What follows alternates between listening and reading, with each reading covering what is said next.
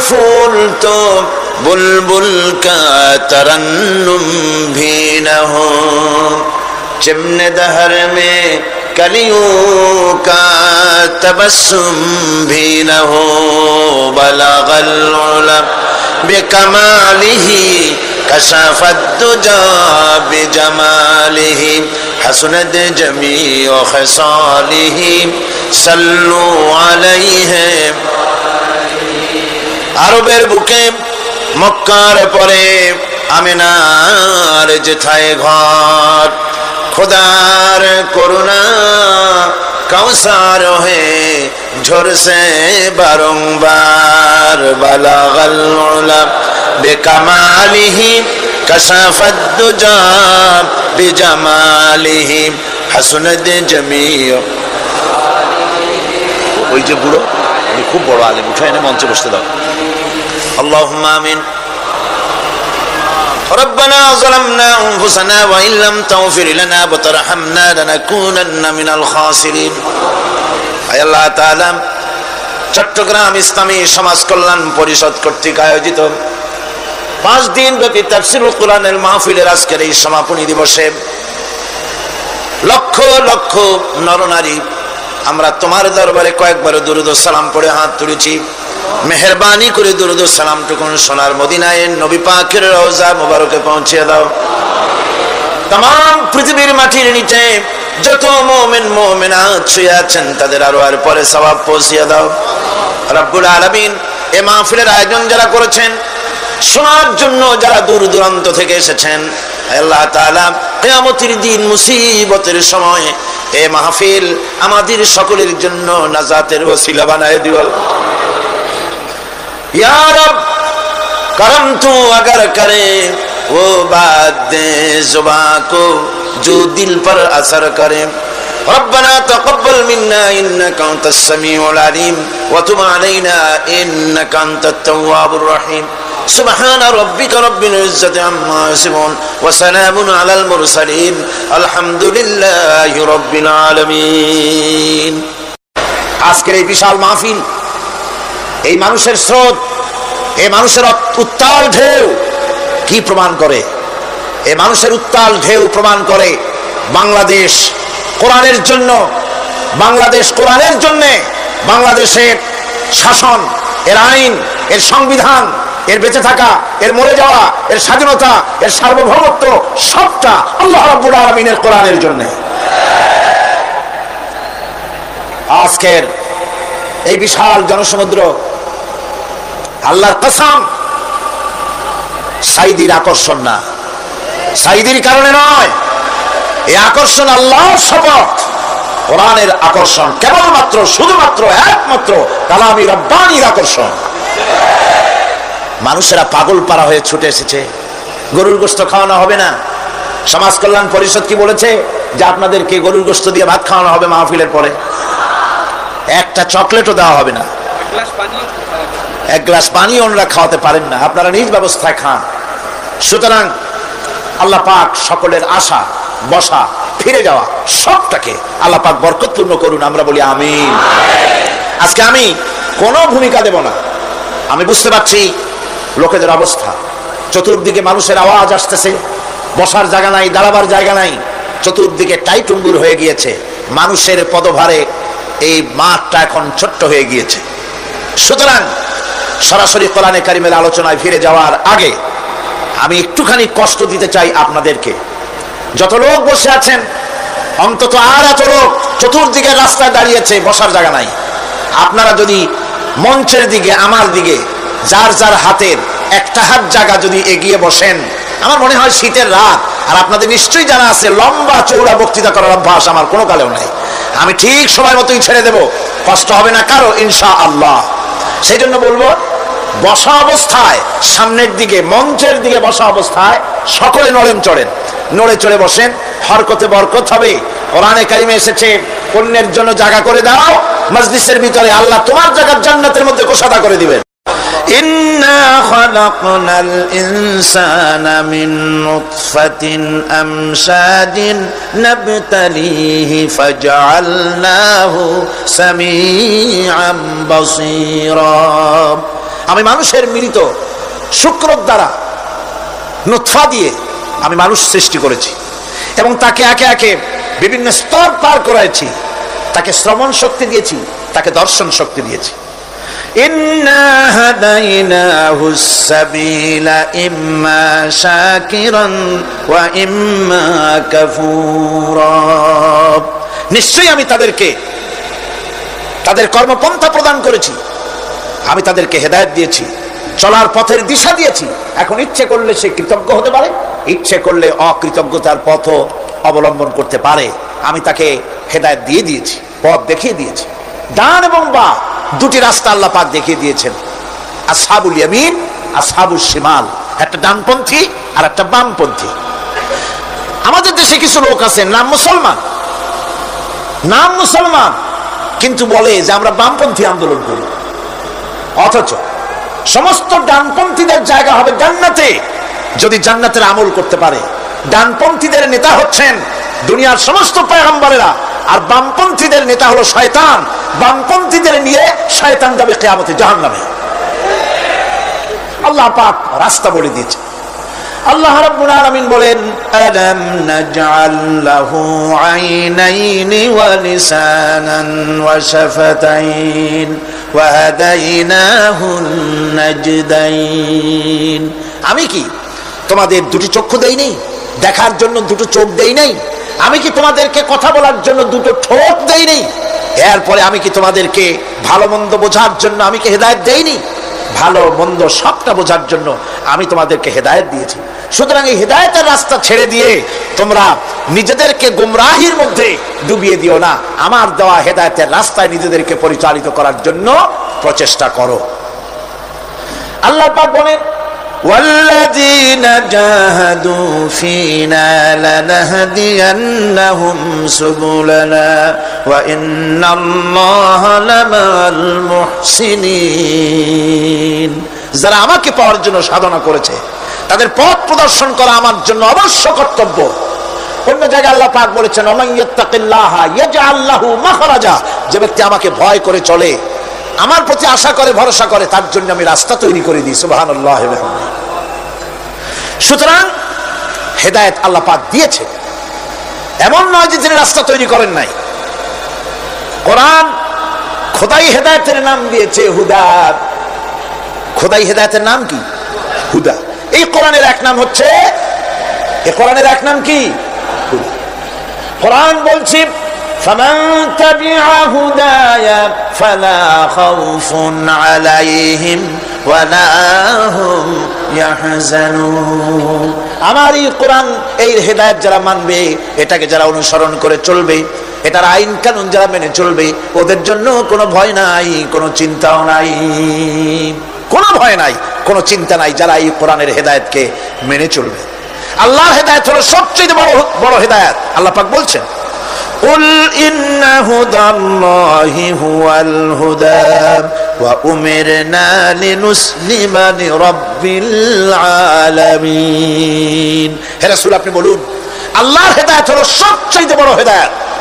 অর্থাৎ আল্লাহ যে রাস্তা দিয়েছেন, আল্লাহ যে কোরআন দিয়েছেন, এর থেকে বড় হেদায়েত মানুষের জন্য আর কিছু হতে পারে না।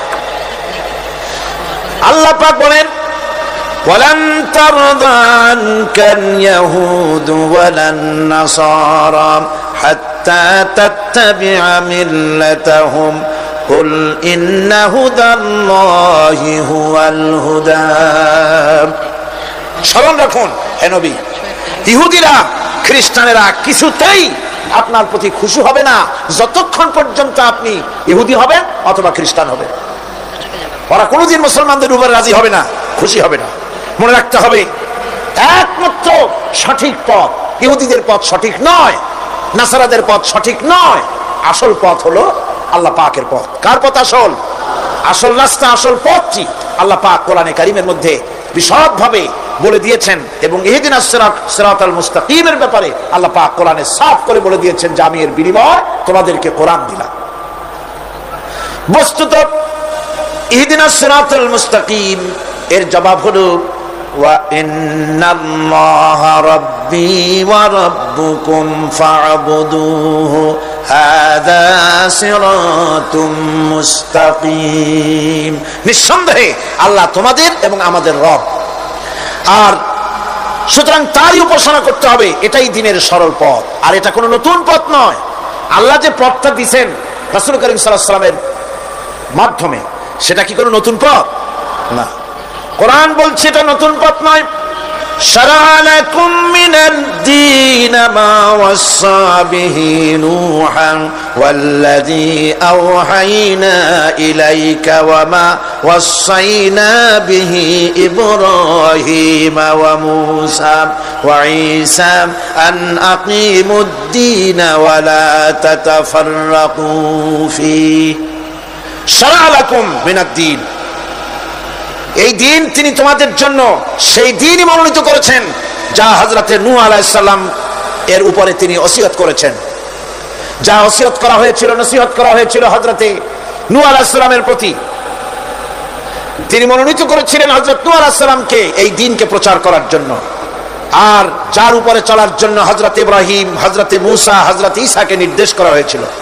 তাদের সকলের শিক্ষাই ছিল একটা, যে আল্লাহ পাকের দ্বীনকে প্রতিষ্ঠা করো, আর এই ব্যাপারে কোন রকমই নিজেদের মধ্যে পার্থক্য, মত পার্থক্যের সৃষ্টি করো না। এখন কথাটা আরো ক্লিয়ার করে দেই। ইহদিনাস সিরাতাল মুস্তাকিম চাইছিলাম, আল্লাহ আমাদেরকে একটা সহজ রাস্তা দাও। সেই সহজ রাস্তা বলে দেওয়ার জন্য এসেছে কোরআন। সেই সহজ রাস্তা বলে দেওয়ার জন্য কি এসেছে? যারা বলেন কি, এই কোরআনে কারীম যদি প্রতিষ্ঠিত করা যায় সমাজে, রাষ্ট্রে, ব্যক্তিতে, পরিবারে, কোরআন যদি প্রতিষ্ঠিত করা যায়, তাহলেই মানুষেরা সহজ সরল পথ পাবে। নইলে সহজ সরল পথ পৃথিবীতে আর কারো কাছে নাই। যা আছে সবটা কার কাছে? কোরআনে কারীমের কাছে। এরপরে আমরা বলি সিরাতাল্লাযীনা আন'আমতা আলাইহিম গায়রিল মাগদুবি আলাইহিম ওয়ালাদ-দাল্লিন। রাস্তা থেকে মানুষেরা মাঠের ভিতরে নামার চেষ্টা করছেন, কিন্তু মানুষকে কষ্ট দেওয়া ছাড়া আর কিছুই হবে না। আমি অনুরোধ করছি, রাস্তা থেকে লোকেরা মাহফিলের ভেতরে ঢোকার চেষ্টা করবেন না। বিরাট রকমের ব্যাঘাত সৃষ্টি হবে। সকলে বসে পড়ুন, যিনি যে জায়গায় আছেন সেখানে বসুন, চাপ সৃষ্টি করবেন না, বসুন। আপনারা দাঁড়ালে আরো বিশৃঙ্খলার সৃষ্টি হবে। কোরআনের মাহফিল, খবরদার বেয়াদবি করবেন না, কেউ দাঁড়াবেন না। যারা দাঁড়িয়েছেন বসেন, আর জোরে সরে জিকির করেন লা ইলাহা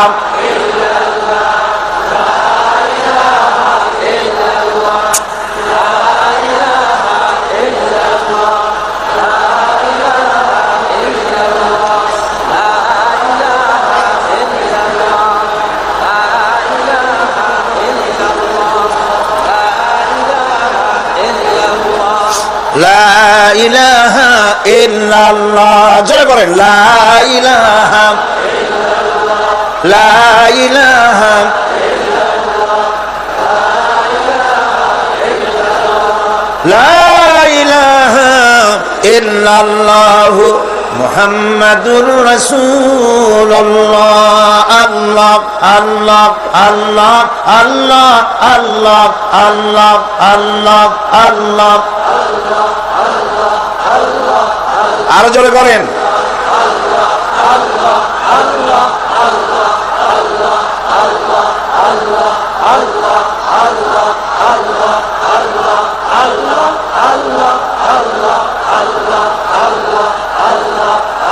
লা ইলাহা ইল্লাল্লাহু মুহাম্মাদুর রাসূলুল্লাহ। বন্ধুগণ, এত বড় বিশাল মাহফিল, পুলিশ, আর্মি কেউ এটাকে কন্ট্রোল করতে পারবে না। এটাকে কন্ট্রোল করার দায়িত্ব আল্লাহ পাকের। কার দায়িত্ব? আল্লাহর কাছে সাহায্য চাই। আল্লাহ পাক কোরআনের মাহফিল, কোরআন শোনার জন্য মানুষের কাছে সহজ করে দাও। জোরে কোন আমিন। প্রচন্ড রকমের মানুষের চাপ সৃষ্টি হয়েছে। আপনারা রাস্তা থেকে মানুষকে চাপাচাপি করবেন না, সবাই বসে হাঁটতে চেষ্টা করবেন না। এত বড় মাহফিল, আপনি হাঁটিয়া মানুষকে কষ্ট দিবেন না। যারা যেখানে দাঁড়ায়ছে সেখানে বসেন, বরকত হবে। হাঁটলে গুনাহ হবে, হাঁটবেন না। বন্ধুগণ, আমি আজ খুব লম্বা কথা বলবো না, কারণ মানুষের প্রচন্ড, অতীতের যে কোনো বছরের তুলনায় প্রচন্ড চাপ সৃষ্টি হয়েছে মানুষের। আমি কথা গুছাই আনতেছি। সিরাতাল মুস্তাকিম, এজন্য মডেল দরকার। কার অনুসরণ করব?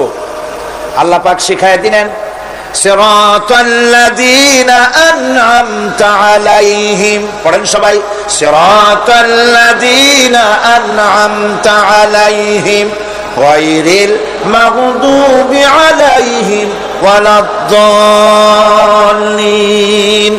আয় আল্লাহ, অনুগ্রহপ্রাপ্ত দল, সেই রাস্তা, অনুগ্রহপ্রাপ্তদের রাস্তা চাই। তোমার মনোনীত ব্যক্তি অনুগ্রহপ্রাপ্ত যারা, তাদের পথ অনুসরণ করতে চাই। এই অনুগ্রহপ্রাপ্ত দল কারা, সে কথা কোরআন শরীফে বলা হয়েছে। আল্লাহ রাব্বুল আলামিন বলেন, ওয়া মান ইউতি'িল্লাহা ওয়ার রাসূল ফাউলাইকা মা'আল্লাযীনা আন'আমাল্লাহু আলাইহিম মিনান নাবিয়্যিনা ওয়াস-সিদ্দীকিন والشهداء والصالحين وحسن أولئك رفيقا। আর যে ব্যক্তি আল্লাহ এবং রাসূলের আনুগত্য স্বীকার করলো, নিঃসন্দেহে সে অনুগ্রহপ্রাপ্তদের সঙ্গী হলো। সেই অনুগ্রহপ্রাপ্ত কারা? নবীজির 4 শ্রেণীর লোক। কয় শ্রেণী? বলেন সবাই, কয় শ্রেণী? নবীজিন, সিদ্দিকিন, শুহাদা, সালিহিন। এই 4 শ্রেণীর লোক হচ্ছে আল্লাহ পাকের অনুগ্রহপ্রাপ্ত লোক। কোন আলহামদুলিল্লাহ। এরাই হলো অনুগ্রহপ্রাপ্ত দল। এখন নবী কারা? নবী হচ্ছেন যারা নাকি আল্লাহ পাকের কাছ থেকে ওহী প্রাপ্ত হয়েছেন, নিখিল মানুষের চিরন্তন শান্তি এবং কল্যাণের জন্য আল্লাহ পাকের নিকট থেকে সত্যের বিধান লাভ করেছেন। তারাই হচ্ছেন নবী, যারা আল্লাহ পাকের কাছ থেকে ওহী প্রাপ্ত হয়েছেন। আর নবীরা হচ্ছেন মাসুম, নবীরা হচ্ছে বেগুনাহ। নবীদের কোনো ভুল নাই, নবীদের কোনো গুনাহ নাই। কারণ সুবহানাল্লাহ, এই পৃথিবীর মধ্যে সুপার কোয়ালিটির মানুষ, সর্বশ্রেষ্ঠ মানুষ কারা? নবীরা। সর্বশ্রেষ্ঠ মানুষ কারা? এখানে আবার এক শ্রেণীর লোকেরা বলে যে নবীরে মানুষ কওয়া যাবে না। আছেন এমন লোক, নবীরে মানুষ কওয়া যাবে না। কেন? কেন? নবীর সম্মান কত। আচ্ছা, নবীরে মানুষ বলবো না তো বলবোটা কি? নবীরা কি ফেরেশতা? যদি ফেরেশতা বলি তাহলে কি নবীদের মর্যাদা বাড়ানো হলো? বলেন আপনারা, বাড়ানো হলো? তাহলে নবীদেরকে কি বলবো? তারা কি জেন?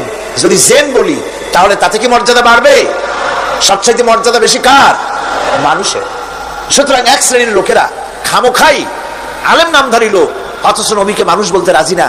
কোরআনে কারীম সাফ করে আল্লাহ পাক পরিষ্কার করে বলেছেন, قل إنما أنا بشر مثلكم يوحى إلي أنما إلهكم إله واحد। নবী বলুন, আমি তোমাদের মতো মানুষ, আমার উপরে ওহী আসে। ইন্নামা আনা বাশারুম মিসলুকুম, তোমাদের মতো মানুষ। একটু ভালো করে বিষয়টা বোঝেন। আরো বলেছি আমি, আজকে আবার স্মরণ করায় দেই। আল্লাহ শিখাই দিচ্ছেন, বলুন আমি তোমাদের মতো মানুষ, ফেরেশতা নই, জিন নই, আমার কাছে ওহী আসে। পার্থক্য এখানে। তবে আরো পার্থক্য আছে, সেটা হচ্ছে আমরা হচ্ছি সাধারণ মানুষ, নবীরা হচ্ছেন অসাধারণ মানুষ। সুবহানাল্লাহ। আমরা হচ্ছি মানব, রাসূল আল্লাহর পয়গম্বররা হচ্ছেন মহামানব। কথা বুঝে আসছে? তার মানে হলো আমরা সাধারণ মানুষ। সাধারণ মানুষেরা গুনাহ করতে পারে, ভুল করতে পারে, সব রকমের গুনাহ করতে পারে। নবীরা কোনো গুনাহ করতে পারেন না। আল্লাহ পাক তাদের দিয়ে গুনাহ করান না। আল্লাহ পাক ফেরেশতা দিয়ে, আপন কুদরত দিয়ে নবীদেরকে হেফাজত করেন। সুবহানাল্লাহ। সুতরাং এই কথা বিশ্বাস করতে হবে, সমস্ত নবীরা হচ্ছেন মানুষ। নবীদের আদর্শই কেবলমাত্র আদর্শ, সেই আদর্শকেই গ্রহণ করতে হবে, তাকেই একমাত্র নেতা হিসাবে গ্রহণ করতে হবে। আমার নেতা বলতেও রাজি না। মুশকিল কি এক জায়গায়? কয় যে নেতা বলা যাবে না। কেন? কই যে ওই যে মানুষেরা বলে, স্লোগান দেয়, আমার নেতা, তোমার নেতা, অমুক তমুক, হেন তেন। তো এগুলির সাথে নবীরে মিশানো, এটা ঠিক না। আচ্ছা, নবীরে নেতা কব না, কবটা কি? নবী কি হয় নেতা হবে, না হয় অনুসারী হবে, এর বাইরে তো কিছুই নাই। হয় ইমাম, না হয় মুক্তাদি। বাইরে কি? বাইরে তো নাই কিছু। সুতরাং নবী কি মুক্তাদি হবে? নবী কি অনুসারী হবে? নিশ্চয়ই হাজার বার নবী হচ্ছেন ইমাম, নবী হচ্ছেন নেতা। আমরা যখন আরবিতে বলি, ওনারা নিজেরাও আরবিতে বলেন, তখন কোনো আপত্তি হয় না। আল্লাহুম্মা সাল্লি আলা সাইয়্যিদিনা মুহাম্মদ। সাইয়্যিদিনা মানে হচ্ছে আমাদের লিডার, আমাদের নেতা। সাইয়্যিদিনা যখন বলে তখন আপত্তি করে না, কিন্তু আমাদের নেতা বললেই আপত্তি করেন। বাংলা ভাষা, বাংলাদেশি মানুষ হইয়া বাংলা ভাষার প্রতি গভীর জ্ঞান দেখলে দুঃখই হয়। বন্ধুগণ, মনে রাখতে হবে, নবী হচ্ছেন মাসুম, বেগুনাহ এবং নেতা। আর মুহাম্মদ সাল্লাল্লাহু আলাইহি ওয়াসাল্লাম হচ্ছেন বিশ্ব নেতা, এতে কোনো সন্দেহ নাই। এই নবীর অনুসরণ করতে হবে। সিদ্দিকিন হচ্ছে সত্যকে যারা উদার, উন্মুক্ত, অকুণ্ঠ চিত্তে, দ্বিধাহীন ভাবে যারা গ্রহণ করেছে, এর বিপরীত যারা করেই নাই, তারাই হচ্ছেন সিদ্দিকিন।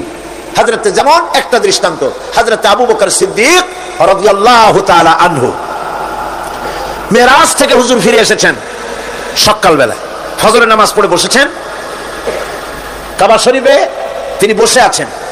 তো তখন আবু জাহেল এসে বলছে, মুহাম্মদ সাল্লাল্লাহু আলাইহি ওয়াসাল্লাম, প্রত্যেক দিনই তো নতুন নতুন কথা কও, আজকে কোনো নতুন কথা আছে? হুজুর বলেন, হ্যাঁ নতুন কথা আছে। কি? বলে, এই তো শেষ রাত্রে জিবরাইল আসছিল, আমারে নিয়ে গেল বাইতুল মুকাদ্দাসে, জেরুজালেমে গিয়ে নামাজ পড়লাম, ওইখান থেকে মহাকাশ পাড়ি দিলাম, 7 আকাশ পাড়ি দিলাম, সিদরাতুল মুনতাহা গেলাম, আরশে আজিম ভ্রমণ করলাম, আল্লাহর সাথে কথা কইলাম, জান্নাত জাহান্নাম দেখলাম, তারপরে আবার এই আয়েশা নামাজ পড়িয়া তোমাদের সাথে কথা বলতেছি। আবু জাহেল কয় যে, খাইছে, যাও, মাথাটা একটু ভালো ছিল, এখন তাও সর্বনাশ হয়ে গেছে। কয়, মুহাম্মদ সাল্লাল্লাহু আলাইহি ওয়াসাল্লাম, তুমি যা বললা এই কথাটা আমি কি হুবহু মানুষের কাছে বলবো? হুজুর বলছেন, অবশ্যই বলো গিয়ে।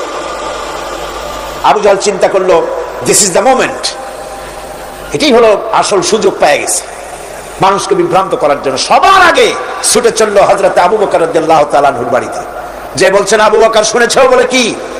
মুহাম্মদ সাল্লাল্লাহু আলাইহি ওয়াসাল্লাম এই রকমের কথা বললো, বেচারার মাথাটা যাও ভালো ছিল, শেষ।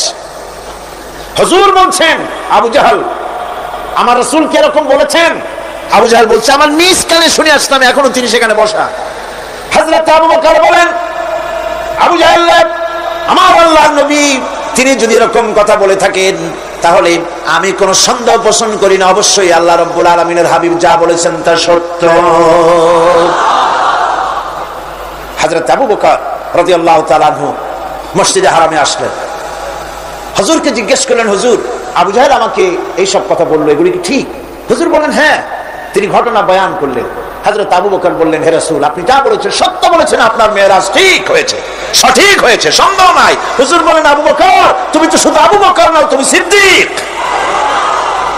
সত্যকে যারা অকুণ্ঠ চিত্তে, অকুণ্ঠ চিত্তে, দ্বিধাহীন ভাবে যারা সত্যের সামনে মাথা নত করেছে, গ্রহণ করে নিয়েছে, দ্বিমত পোষণ করে নাই, কোন রকমের দুষ্ট বুদ্ধির আশ্রয় গ্রহণ করেনি, উল্টাপাল্টা করেনি, এই সমস্ত মানুষেরই হলো সিদ্দিক। আর এদের দলকেই সিদ্দিকিন বলা হয়। তাহলে নবীয়িন, সিদ্দিকিন, এনারা হচ্ছেন নেয়ামত প্রাপ্ত। 3 নম্বরে হচ্ছে শুহাদা, সত্যকে যারা যারা সত্যের সাক্ষী দিয়েছে, সত্যের সাক্ষ্যদাতা। সত্য হচ্ছে ইসলাম। সত্য কি? ইসলাম। সত্য হচ্ছে আল্লাহ, সত্য হচ্ছে নবী, সত্য হচ্ছে কোরআন, সত্য হচ্ছে হাদিস। এই মহাসত্যকে যারা স্বীকৃতি দিয়েছে, নিজেদের কথা দিয়ে, কাজ দিয়ে, ধন দিয়ে, সম্পদ দিয়ে, এমনকি নিজের জীবনটা এই রাস্তায় বিলিয়ে দিয়ে, মহাসত্যের চিরস্থায়ী সাক্ষী দিয়ে দুনিয়া থেকে যারা বিদায় হলেন, ওনারা হচ্ছেন শহীদ। আজ রাস্তাঘাটে শহীদ হয়, যার তার নামের আগে শহীদ বসায় দেয়। শহীদ এত সোজা জিনিস নয়।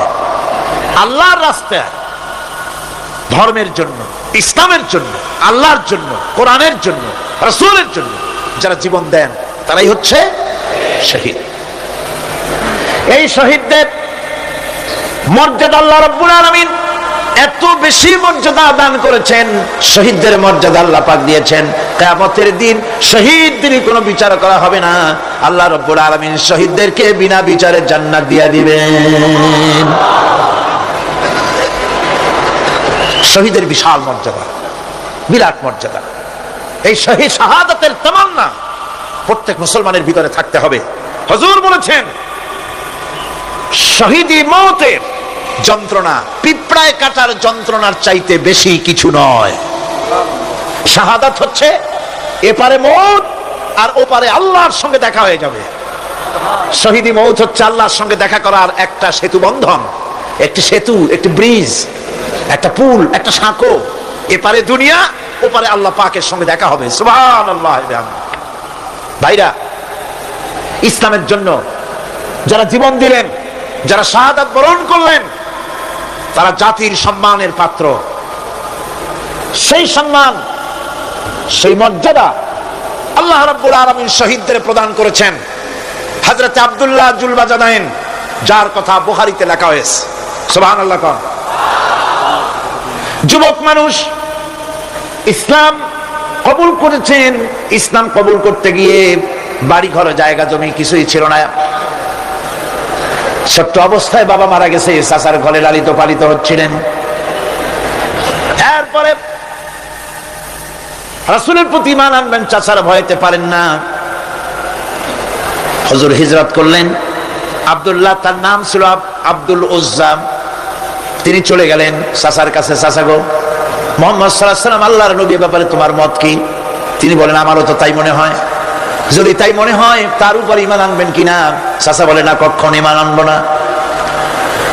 ভাতিজা বলতেছেন চাচাজি, বছরের পর বছর ধরে অপেক্ষা করতেছিলাম, আমি আপনার অধীনে আছি বলে ইসলাম কবুল করতে পারি নাই। আমার ইচ্ছা ছিল আপনি আগে করবেন, তারপরে আপনাকে দেখা দেখি আমি করব। কিন্তু আপনি যখন ইসলাম কবুল করলেন না, আর করবেন না বলে যখন ঘোষণা দিলেন, আপনাকে উপস্থিত রেখে আমি ঘোষণা দিলাম লা ইলাহা ইল্লাল্লাহু মুহাম্মাদুর রাসূলুল্লাহ। চাচা বলছে, ভাতিজা এর পরিণাম জানো? কয় না, জানি না। এর পরিণাম হচ্ছে তুমি আমার বাড়িতে থাকো, আমার বাড়ি ছাড়তে হবে। বললেন রাজি আছি। উট ছাগল ভেড়া ঘোড়া যা দিছি ছাড়তে হবে, বলছে রাজি আছে।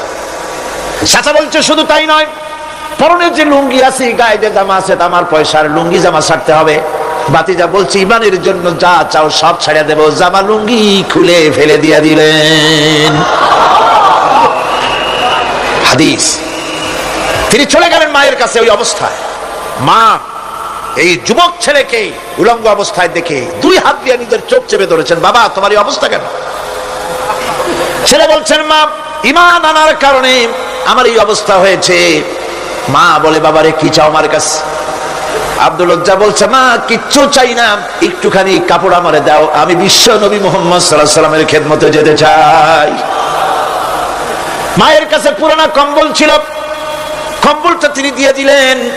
হযরতে এখনো তো সে মুসলমান হয়নি, ওই কম্বলটা ছিঁড়ে নিয়ে দুই টুকরা করে কম্বলটা পরলেন, আদাটা তাতে করে হাঁটু ঢাকে না, আর একটা কোন রকম গায়ে দিলেন। এরপরে হেঁটে হেঁটে কষ্ট করে মদিনায় চলে গেলেন। মসজিদে নববীর ভিতরে ঢুকে দরজার কাছে বসা বিশ্বনবী জনাবে মুহাম্মদুর রাসূলুল্লাহ সাল্লাল্লাহু আলাইহি ওয়াসাল্লাম মসজিদে নববীতে, যুবক, হাঁটুর উপরে কাপড়, মাথার চুল উস্কো খুস্কো চেহারা, ক্ষুধার্ত চেহারা। হুজুর জিজ্ঞেস করছেন, তুমি কে? তিনি বললেন, আমার নাম আব্দুল উজ্জা। তোমার এই অবস্থা কেন? তিনি বললেন, হুজুর ঈমান আনার জন্য বাড়ি ঘর জায়গা জমিন উট বাছুর সব হারাইছি, এমনকি পরনের লুঙ্গিও আমারে দেয় নাই, মায়ের কম্বলটা ছিঁড়িয়ে এনেছি। নবীজি আসহাবে সুফফার ভিতরে তাকে বসতে দিলেন, তাকে থাকতে দিলেন, আর বললেন তারে কোরআন শরীফ শিখাবা। আব্দুল উজ্জাকে হুজুর বললেন, তোমার নাম উজ্জা নয়, তোমার নাম আব্দুল্লাহ। হাদিস শরীফে এসেছে আল্লাহর কাছে দুইটা নাম বেশি প্রিয়, একটা হচ্ছে আব্দুল্লাহ আর একটা হচ্ছে আব্দুর রহমান। মুসলমান হলেন। এরপরে আসহাবে সুফফার মধ্যে বসে আছেন, কোরআন শরীফ জোরে জোরে তেলাওয়াত করেন। আসহাবে সুফফা রাসূলের কাছে নালিশ করলেন, অভিযোগ করলেন, হুজুর এই আব্দুল্লাহর কোরআন শরীফ এত জোরে পড়ে, তার চিল্লানির জ্বালায় আমরা বিশ্রাম করতে পারি না। নবীজি বললেন, সাহাবীরা আব্দুল্লাহকে বেশি করে চিল্লাইতে দাও, বাধা দিও না, কারণ তার ঈমান বড় দামের ঈমান হয়েছে, ঈমান আনতে গিয়ে কিছু আনতে পারে নাই, তাকে বাধা দিও না, প্রাণ ভরে চিল্লাইতে দাও, জোরে জোরে পড়তে দাও। ইতিমধ্যে তাবুকের যুদ্ধের রণদামামা বেজে উঠেছে। রোমান সৈন্যরা হুজুরের সঙ্গে যুদ্ধ করবে, জিহাদ করবে, ইসলামকে পরাজিত করার জন্য তারা আক্রমণের প্রস্তুতি নিল। নবীজি রোমানদের সঙ্গে লড়াই হবে বলে সাহাবায়ে কেরামদের কাছে সাহায্য চাইলেন, যার কাছে যা আছে অস্ত্রপাতি জমা করো, টাকা দাও, পয়সা দাও। সবাই মিলে দিতে লাগলেন। দিতে দিতে মহিলারা গলার হার, নাকের ফুল, কানের দুল হুজুরের সামনে স্তূপ হয়ে গেছে, টাকা করি, সোনা দানা সব শুদ্ধ। হুজুর বলছেন, সাহাবীরা সবাই তো সব জিনিস দিলে, আমার আবু বকর রে দেখি না কেন? হযরত আবু বকর রাদিয়াল্লাহু তাআলা আনহু একটা পিলারের আড়ালে দাঁড়ানো ছিলেন। হুজুরের ডাক শুনে তিনি আসলেন, হাতে ছোট্ট একটা থলি, চোখে পানি। থলিটা হুজুরের হাতে তুলে দিলেন। হুজুর থলি ছাড়লেন, দেখা গেল কয়েকটা দিরহাম আর কয়েক কেজি গম, আর কিছু নাই। হুজুর তাকালেন, দেখছেন আবু বকর রাদিয়াল্লাহু তাআলা আনহু চোখের পানিতে দাড়ি ভিজে ভিজে পড়তেছে। হুজুর বললেন, আমার সাহাবীরা, আজ তোমরা সকলে মিলে যে দান করেছো, সেই দানের তুলনায় আবু বকর যে দান করেছে আল্লাহ রাব্বুল আলামিনের কাছে তা বেশি মূল্য হয়েছে। মনের মধ্যে অনেকের প্রশ্ন জাগলো, কেমন করে তা হলো? আমরা এত এত দিলাম। হুজুর জিজ্ঞেস করলেন, ও সাহাবী, তুমি কত দিয়েছো, বাড়ি কত আছে? তিনি বললেন, এত দিছি, এত আছে। তুমি কত দিয়েছো, কত রেখে এসেছো? প্রত্যেকে এরকম বললো। হযরতে ওসমান, হযরতে ওমর, হযরতে আলী রিদওয়ানুল্লাহ তাআলা আলাইহিম আজমাইন, তারাও বললেন, অর্ধেক এনেছি, অর্ধেক থুয়ে আসছি, 2 ভাগ এনেছি, 1 ভাগ রেখে আসছি। সব শেষে নবীজি হযরত আবু বকর রাদিয়াল্লাহু তাআলা আনহুকে প্রশ্ন করলেন, আবু বকর, তুমি কি এনেছো আর বাড়ি কি রেখে এসেছো? হযরত আবু বকর বলেন, ইয়া রাসূলুল্লাহ, ইয়া হাবিবাল্লাহ, আমার বাড়িতে জাগতিক সম্পদ বলতে যা বুঝায় সবটুকু এনে নবীজির কদম মোবারকে দান করে দিয়েছি। আবু বকরের ঘরে এখন আল্লাহ আর তার রাসূল ছাড়া কোনো জিনিস বাকি নাই, যা ছিল সব এনেছি। হুজুর জিহাদে রওনা হলেন 30,000 সৈন্য সাথে, 30 সহস্র সৈন্য নিয়ে নবীজি তাবুকের দিকে চললেন। পথের মধ্যে হযরত আব্দুল্লাহ এসে হুজুরের সামনে দাঁড়ায় গেছেন। আব্দুল্লাহ এসে বলেন, ইয়া রাসূলুল্লাহ, একটু দাঁড়ান। এই জিহাদে মেয়ে লোক পুরুষেরা সাহাবীরা সবাই প্রাণ ভরে দান করলো, কিন্তু আমি এমন এক বান্দা, আল্লাহর কিছুই দিতে পারলাম না। আমার তো দেওয়ার মতো কিছুই নাই হুজুর, আমার দেওয়ার মতো কিছুই নাই। তবে আমি আপনার কাছে দোয়া চাই, আপনি দোয়া করুন, আমি যেন এই যুদ্ধে, এই জিহাদের ময়দানে আমি যেন শহীদ হতে পারি। নবীজি বললেন, একটু বাকল নিয়ে আসো গাছের। একটা গাছের বাকল আনা হলো। এই বাকলটা হুজুর নিজ হাতে আব্দুল্লাহর হাতে বাঁধা দিলেন, আর বললেন, রব্বুল আলামিন, আমি আব্দুল্লাহর রক্ত কাফিরদের জন্য হারাম করে দিলাম। হযরত আব্দুল্লাহ কেঁদে জারজার হয়ে যাচ্ছেন, বলছেন, ইয়া রাসূলুল্লাহ, আমি চাইলাম শহীদ হব, আর আপনি আমার রক্তকে কাফেরদের জন্য হারাম করে দিলেন। হুজুর বলেন, আব্দুল্লাহ, এখন যদি তোমার মৃত্যু জ্বরের ভিতর হয়, আল্লাহ রাব্বুল আলামিন তোমারে শাহাদাত নসিব করে দিবেন। তাবুকের ময়দানে হুজুর চলে গেলেন। কয়েকদিন পরে খবর আসলো হুজুরের কাছে, আব্দুল্লাহ কয়েকদিন জ্বর ভোগ করে আব্দুল্লাহ মারা গিয়েছেন। হুজুর বললেন, তার জানাজার ব্যবস্থা করো, কাফন দাফনের ব্যবস্থা করো। ব্যবস্থা হয়ে গেল। রাতের বেলায় দাফন হবে। একজন লোক কবরের কাছে দাঁড়ায় টিম টিম করে একটা আলো নিয়ে দাঁড়ায় আছে, আর একজন লোক কবরের ভিতরে নেমেছেন। 2 ব্যক্তি লাশ 2 হাতে উঁচু করে নিয়ে আসতেছেন কবরের কাছে। যিনি কবরের ভিতরে দাঁড়ানো, তিনি বলতেছেন, লাশ বহন করে তোমরা যে 2 জন আনতেছো, লাশের সাথে খবরদার বেয়াদবি করো না, তোমাদের ভাইয়ের সঙ্গে আদব করো। এই বলে কবরের ভিতরে যিনি দাঁড়িয়েছিলেন, তিনি লাশটারে ধরলেন। কবরের ভিতরে দাঁড়িয়ে যিনি লাশ ধরেছেন, লাশকে কবরে শোয়াই দিয়েছেন, তিনি আর কেউ নন, তিনি বিশ্ব নবী মুহাম্মদুর রাসূলুল্লাহ। নিজের হাতে হযরত আব্দুল্লাহকে শোয়াই দিলেন।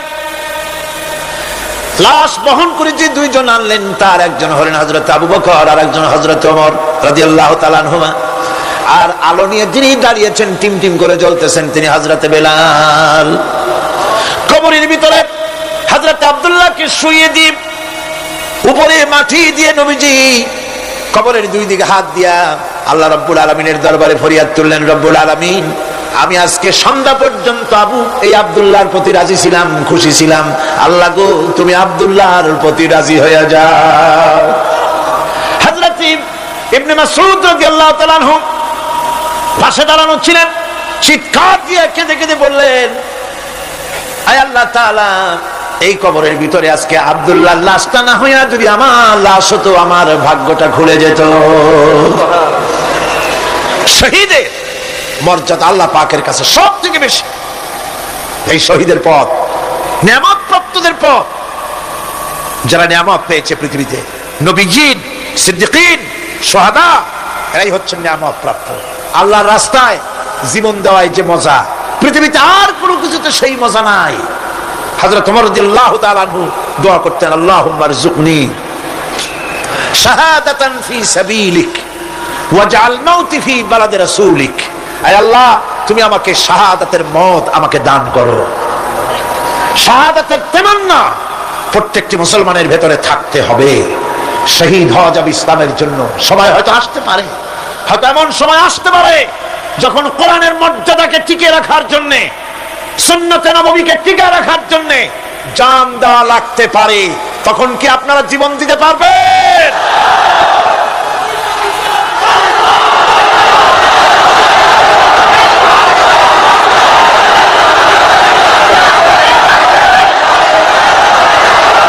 এরপরে চতুর্থ নম্বরে হচ্ছে সালিহিন। চতুর্থ নম্বরে কি?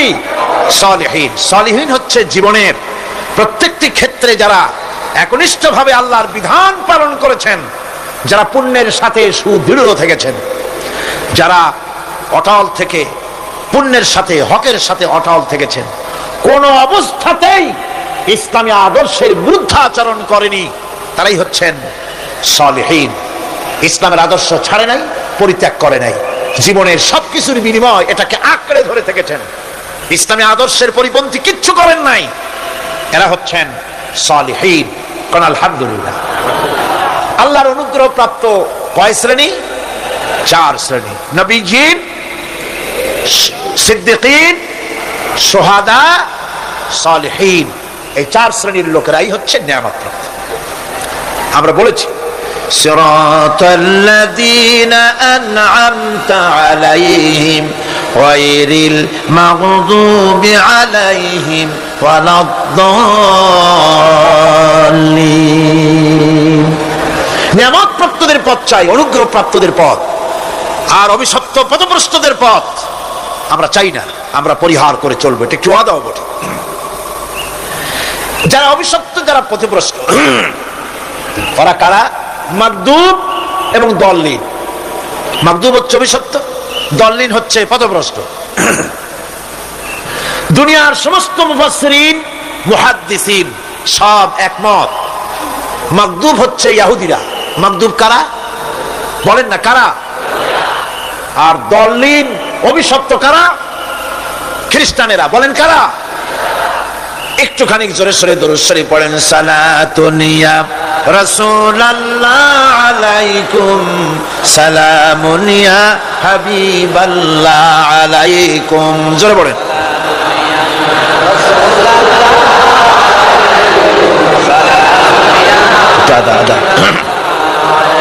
সালাতুন ইয়া রাসূলুল্লাহ।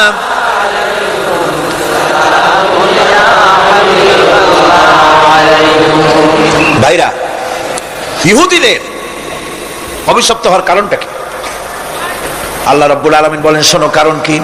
وَضُرِبَتْ عَلَيْهِمُ الْمَسْكَنَةُ ذَلِكَ بِأَنَّهُمْ كَانُوا يَكْفُرُونَ بِآيَاتِ اللَّهِ وَيَقْتُلُونَ الْأَنْبِيَاءَ بِغَيْرِ حَقٍّ ذَلِكَ بِمَا عَصَوْا وَكَانُوا يَعْتَدُونَ। তাদের উপর দারিদ্র এবং অসহায়তার অভিশাপ বর্ষিত হয়েছে।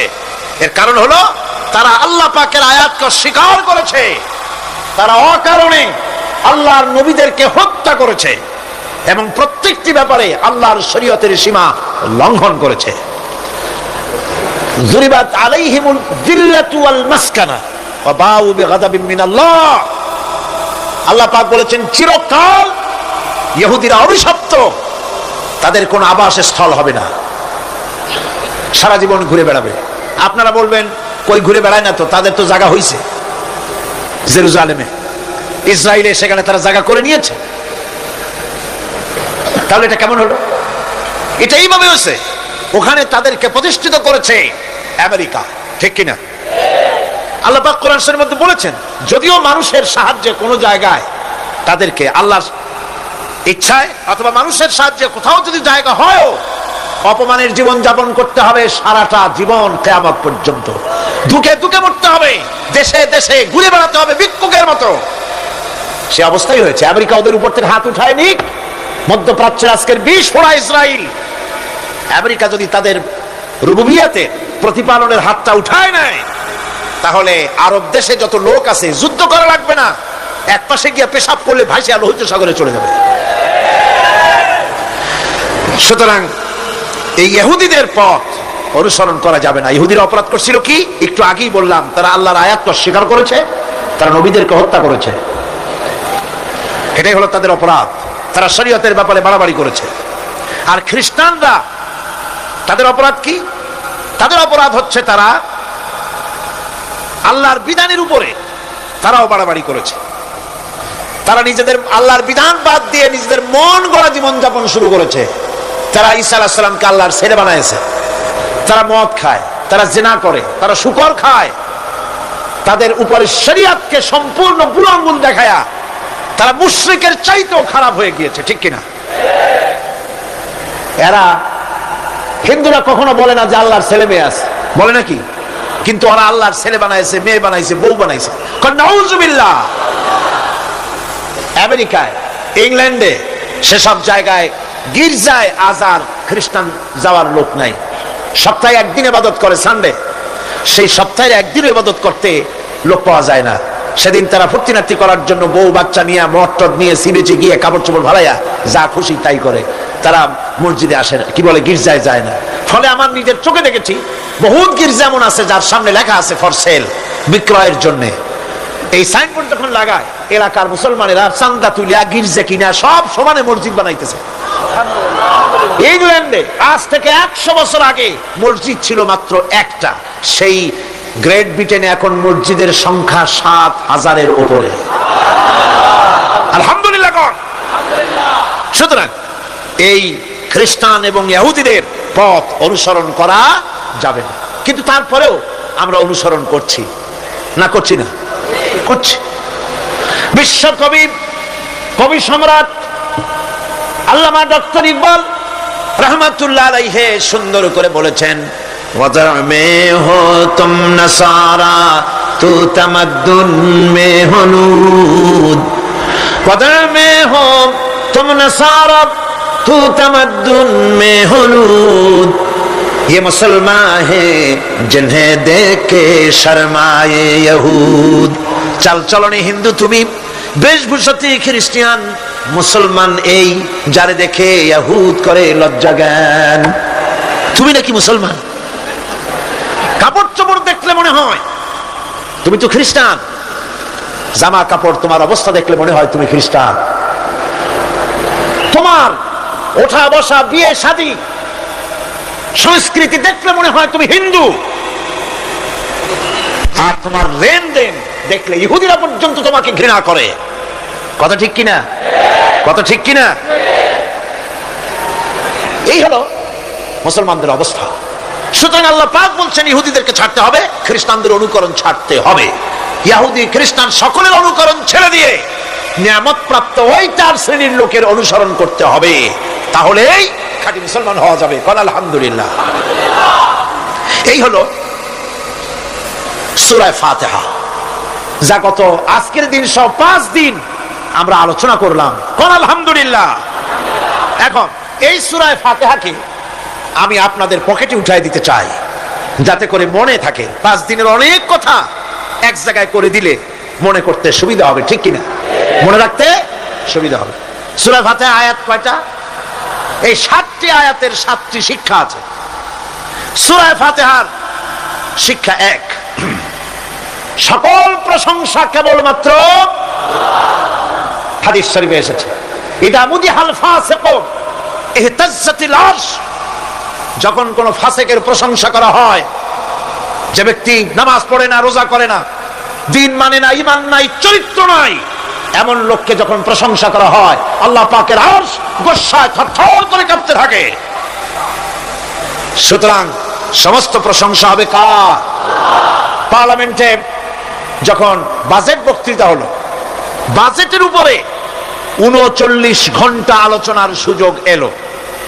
আমি দেখলাম প্রত্যেকেই আলোচনার সময় বলছেন, আমি স্মরণ করছি সহস্র বছরের অমুক, শ্রেষ্ঠ অমুক, আমার নেতা অমুক, এভাবে বলছে। প্রত্যেকেই দাঁড়িয়ে বলছে আমি স্মরণ করি অমুক আর তমুক।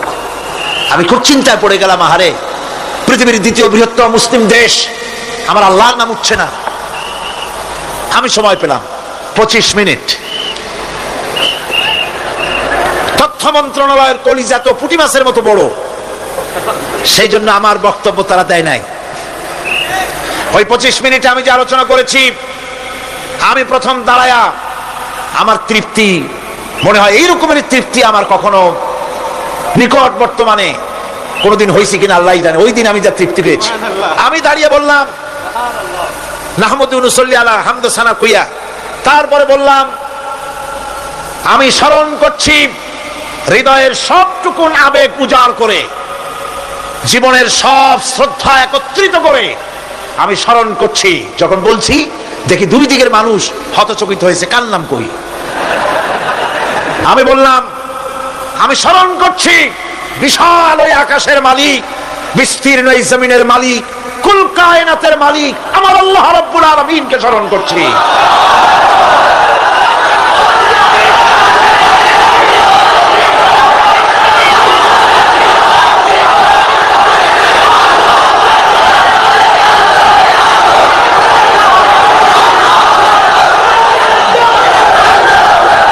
সুতরাং আমি দারুণ তৃপ্তি পেয়েছি।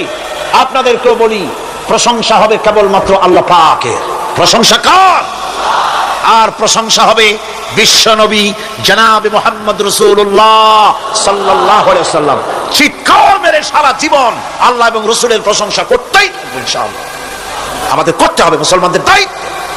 আর প্রশংসা করব যারা আমার রাসূলের আল্লাহর হুকুম মানে আর আমার রাসূলের অনুসরণ অনুকরণ যারা করে, তারা আমাদের সম্মানের পাত্র। আলহামদুলিল্লাহ। 2, শেষ বিচারের একমাত্র মালিক হচ্ছেন আল্লাহ পাক। সূরা ফাতিহার দ্বিতীয় শিক্ষা। শেষ বিচারের দিন, ডে অফ জাজমেন্ট, শেষ বিচারের দিনের মালিককে একচ্ছত্র অধিপতি আল্লাহ রাব্বুল আলামিন। যেদিন কেউ কথা বলতে পারবে না আল্লাহ পাকের নির্দেশ ছাড়া, সেই হাসরের মাঠের একচ্ছত্র মালিক আল্লাহ পাক।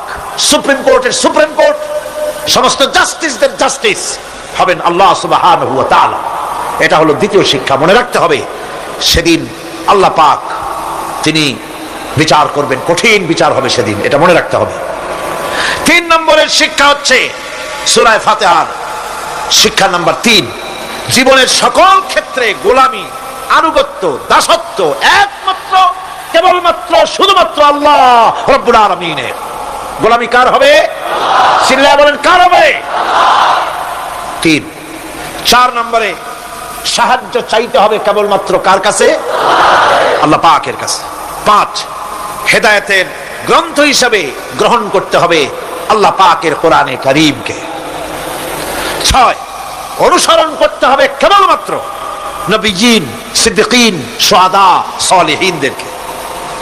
7, জীবনের সকল স্তর থেকে ইহুদি এবং নাসারাদের প্রভাব মুক্ত করতে হবে নিজের জীবনকে।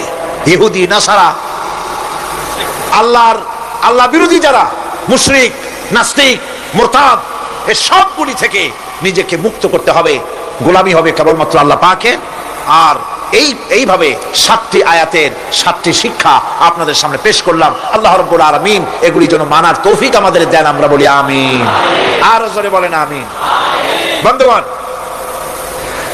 গায়রিল মাগদুবি আলাইহিম ওয়ালাদ-দাল্লিন আমরা পড়ি, ইহুদি এবং খ্রিস্টানের পথ অনুসরণ করব না বলি, কিন্তু এই তো 1 জানুয়ারি আসতেছে। 1 জানুয়ারি 1997 সন 31 ডিসেম্বর রাত 12টা 1 মিনিটের সময় বাংলাদেশের শহর সমূহে বাজি পোড়ানো শুরু হয়। কথা ঠিক কিনা? আমি জিজ্ঞেস করতে চাই, এটা কি খ্রিস্টানের দেশ? জোরে বলেন, এটা কি খ্রিস্টানের দেশ? অবশ্য আমাদের দেশে খ্রিস্টান, হিন্দু, বৌদ্ধ যারা আছে তারাও আমাদের নাগরিক, সন্দেহ নাই। কিন্তু এই দেশ হচ্ছে পৃথিবীর 2য় বৃহত্তম মুসলিম দেশ। খ্রিস্টানেরা নববর্ষ উদযাপনের জন্য বাজি পোড়াক, ফুর্তি করুক, যা বললায় তাই করুক, কিন্তু একজন মুসলমান এই নববর্ষ উদযাপনের জন্য বাজি পোড়াতে পারে না, বোমা ফুটাতে পারে না, ফুর্তি করতে পারে না। মানে নাই, জাস্টিফিকেশন নাই। এটা যদি করা হয় আপনি খ্রিস্টানদের গোলামি করছেন, এটাই প্রমাণিত হবে। 1 বৈশাখ নববর্ষ উদযাপন করা হয় আমাদের দেশে। আজ 2-4 বছর ধরে শুরু হয়েছে 1 বৈশাখ উদযাপন করা। 1 বৈশাখে সকালবেলায় বাসন্তী রঙের শাড়ি পরে সারা রাত রাস্তায় আলপনা এঁকে রমনা লেকের পাশে গিয়ে যুবতী আর যুবকরা বাসন্তী রঙের শাড়ি পরে সূর্য উদয়ের পানে করজোড়ে সেদিকে তাকিয়ে বলে, এসো হে নব বৈশাখ স্বাগতম হে। বৈশাখ বলে, বাবাজিরা আমারে ডাকতেছো? ওয়েট এন্ড সি, অপেক্ষা করো, আসতেছি। যে বৈশাখকে ডাকা হলো, স্বাভাবিক বৈশাখ কাল বৈশাখী রুদ্র রূপ ধারণ করে 180 মাইল স্পিডে এসে বাড়ি ঘর কল কারখানা ভাঙ্গা জমের মতো স্বাগতম হে। এরপর রাজনৈতিক নেতৃবৃন্দ এবং বুদ্ধিজীবী, ছাত্রছাত্রী, শিক্ষক, এক শ্রেণীর শিক্ষকবৃন্দ মঙ্গল প্রদীপ জ্বালিয়ে দিনের সূচনা করেন। কুকুরের মুখোশ, গাধার মুখোশ, কুমিরের মুখোশ পরে মিছিল করেন। ঢোল আরো কি হাবিজাবি বাজাইয়া ফুটকির চোটে শীতই পড়বে না খারাপ হয়ে থাকবে দিশা করতে পারে না। ঠিক কিনা কোন? আমি জিজ্ঞেস করি, পয়লা বৈশাখের সাথে উদযাপন, নববর্ষ উদযাপনের সাথে মুখোশ পরার সম্পর্ক কি? গরু আর গাধার শুকরের মুখোশ পরে আপনি কি বুঝাতে চান যে নতুন বছরটা জাতির সাথে গাধার মতো ব্যবহার করবেন অথবা কুকুরের মতো? নাউযুবিল্লাহি মিন যালিক। মুসলমানদের জন্য জায়েজ নাই, হারাম হারাম। বৈশাখের কোনো গুরুত্ব নাই। পয়লা বৈশাখ যদি কিছু করতেই হয়, ফজরের নামাজ পড়ে, দরুদ পড়ে, তেলাওয়াত করে আল্লাহর কাছে মুসলমানের দোয়া করা দরকার। আল্লাহ, বিগত বছরটা পার করেছি গুনাহ করে, নাফরমানি করে, আগামী বছর আমাদেরকে নেককার বানাও, নামাজি বানাও, চরিত্রবান বানাও, দিনদার বানাও। বছরটা দেশের জন্য, জাতির জন্য কল্যাণকর করে দাও। ভালো হইতো না? ভালো হইতো না? ভালো হতো। কিন্তু কপাল খারাপ, সংস্কৃতির নামে আসছে বেহায়াপনা। ভারতীয় উৎসব হয় বাংলাদেশে, ইন্ডিয়ান ফেস্টিভ্যাল। আমি প্রশ্ন করতে চাই সরকারের কাছে, বাংলাদেশের উৎসব ভারতে হয় কিনা? যদি বাংলাদেশের উৎসব ভারতে না হয়, বাংলার মাটিতে ভারতের উৎসব কেন?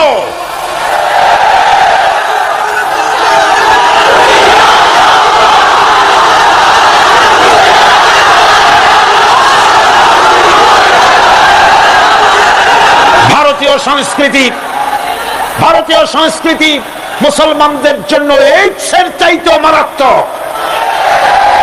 ওই সংস্কৃতির সাথে আমাদের কোনো মিল নাই।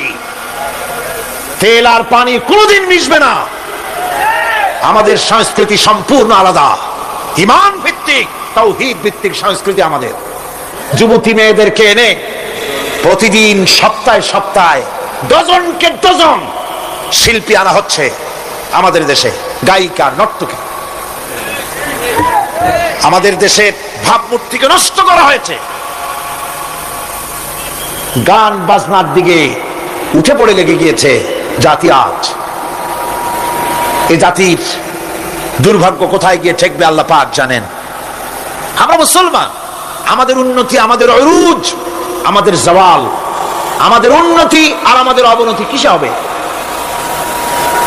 বিশ্বকবি বলছেন, তুঝে বাতাও তকদীরে উমম ক্যা है, तुझे बताओ तकदीरे उमम क्या है, शमशीरो सना अव्वल ताउस और बाबा की। এসো, এ জাতির অগ্রগতি আর উন্নতির ইতিহাস তোমারে শোনাই। এ জাতির হাতে যতদিন ছিল তরবারি, এ জাতির হাতে যতদিন ছিল কোরআন, গোটা পৃথিবী তার পায়ের উপরে চুমা খেয়েছে। আর যেদিন কোরআনের পরিবর্তে জাতির হাতে এসেছে তানপুরা, বেহালা, ঢোল, সারিন্দা, নারিন্দা, সারেগামা, পাদানিশা, তখনই কপাল পুড়েছে জাতির।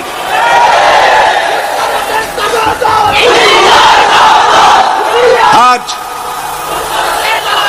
আমাদের দেশে স্বাধীনতার রজত জয়ন্তী উদযাপন হয়েছে। শুধু গান আর গান, নাচ আর নাচ। সরকারের কোটি কোটি টাকা খরচ হয়েছে।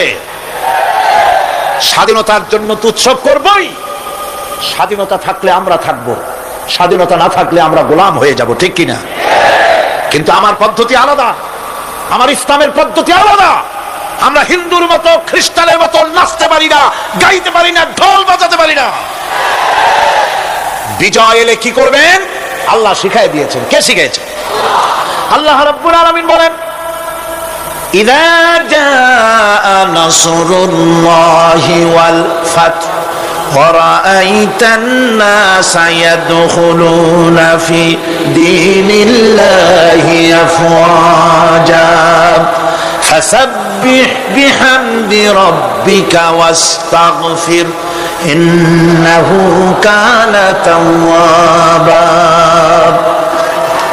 আল্লাহর পক্ষ থেকে যখন বিজয় আসবে, নবী বিজয় যখন আসবে আল্লাহর পক্ষ থেকে, তখন আপনি দেখতে পাবেন আল্লাহর পক্ষ থেকে মদদ, বিজয় যখন আসবে দলে দলে লোক ইসলামের মধ্যে প্রবেশ করবে। এই বিজয় দেখে আপনি কি করবেন? আপনার জন্য দায়িত্ব তখন ফাসাব্বিহ বিহামদি রাব্বিকা ওয়াস্তাগফির ইন্নাহু কানা তাওয়াবা। আপনি বেশি করে ইস্তেগফার করুন, বেশি করে তাসবিহ পড়ুন। রাসূল কারীম সাল্লাল্লাহু আলাইহি ওয়াসাল্লাম এই সূরা নাযিল হওয়ার পর, ইসলামের চূড়ান্ত বিজয়ের মুহূর্তে এই সূরা যখন নাযিল হলো, রাসূল কারীম সাল্লাল্লাহু আলাইহি ওয়াসাল্লাম হাদিস শরীফে এসেছে সারাক্ষণ বেশিরভাগ পড়তেন সুবহানাকা আল্লাহুম্মা ওয়া বিহামদিকা নাস্তাগফিরুকা ওয়া নাতুবু ইলাইক। সুবহানাকা পড়েন, সুবহানাকা আল্লাহুম্মা ওয়া বিহামদিকা নাস্তাগফিরুকা ওয়া নাতুবু ইলাইক। রাসূল কারীম সাল্লাল্লাহু আলাইহি ওয়াসাল্লামকে হযরত আয়েশা সিদ্দিকা রাদিয়াল্লাহু তাআলা আনহা জিজ্ঞেস করেছেন, হুজুর আপনি এখন এই দোয়াটা একটু বেশি বেশি করতেছেন কেন? হুজুর বলেছেন, এটা আমাকে পড়তে বলা হয়েছে, আমাকে ইস্তেগফার করতে বলা হয়েছে, আমাকে তাসবিহ করতে বলা হয়েছে। অর্থাৎ বিজয়ে বিনয়ী হও। স্বাধীনতা দেন আল্লাহ, টিকায় রাখার মালিকও সে আল্লাহর প্রতি রুজু হতে হবে, মাথা নত করতে হবে। ঢোল বাজায় জাতির স্বাধীনতা রক্ষা করা যাবে না। গান গে নাটক করে ভারতীয় সংস্কৃতির উলঙ্গ বেহায়া নর্তকী এনে বাংলাদেশের স্বাধীনতা রক্ষা করা যাবে না। স্বাধীনতা রক্ষা করতে পারবে ইমানদার সাহসী সরকার। ইমানদার হতে হবে, সাহসী হতে হবে। স্পষ্ট করে ভারতকে জানিয়ে দিতে হবে, বাংলাদেশের বুকের উপর থেকে ট্রানজিট দেওয়া হবে না, হবে না, হবে না। আমাদের চট্টগ্রামের এই চট্টগ্রামের পোর্টকে থামুন, চট্টগ্রামের বীর চট্টলার পোর্টকে ভারতের জন্য মুক্ত হতে দেওয়া হবে না। এদেশের লক্ষ লক্ষ মানুষের জীবন যেতে পারে, ভারতকে ট্রানজিট দেব না। ভারতকে ট্রানজিট দেওয়ার অর্থ হলো ভারতের সেনাবাহিনীকে বাংলাদেশকে ওয়েলকাম করা, ভারতের ডেঙ্গু জ্বর তাদের এইডস রোগ বাংলাদেশে আমদানি করা, বাংলাদেশকে ভুটান সিকিমের মতো ভারতের গোলাম বানিয়ে দেওয়া।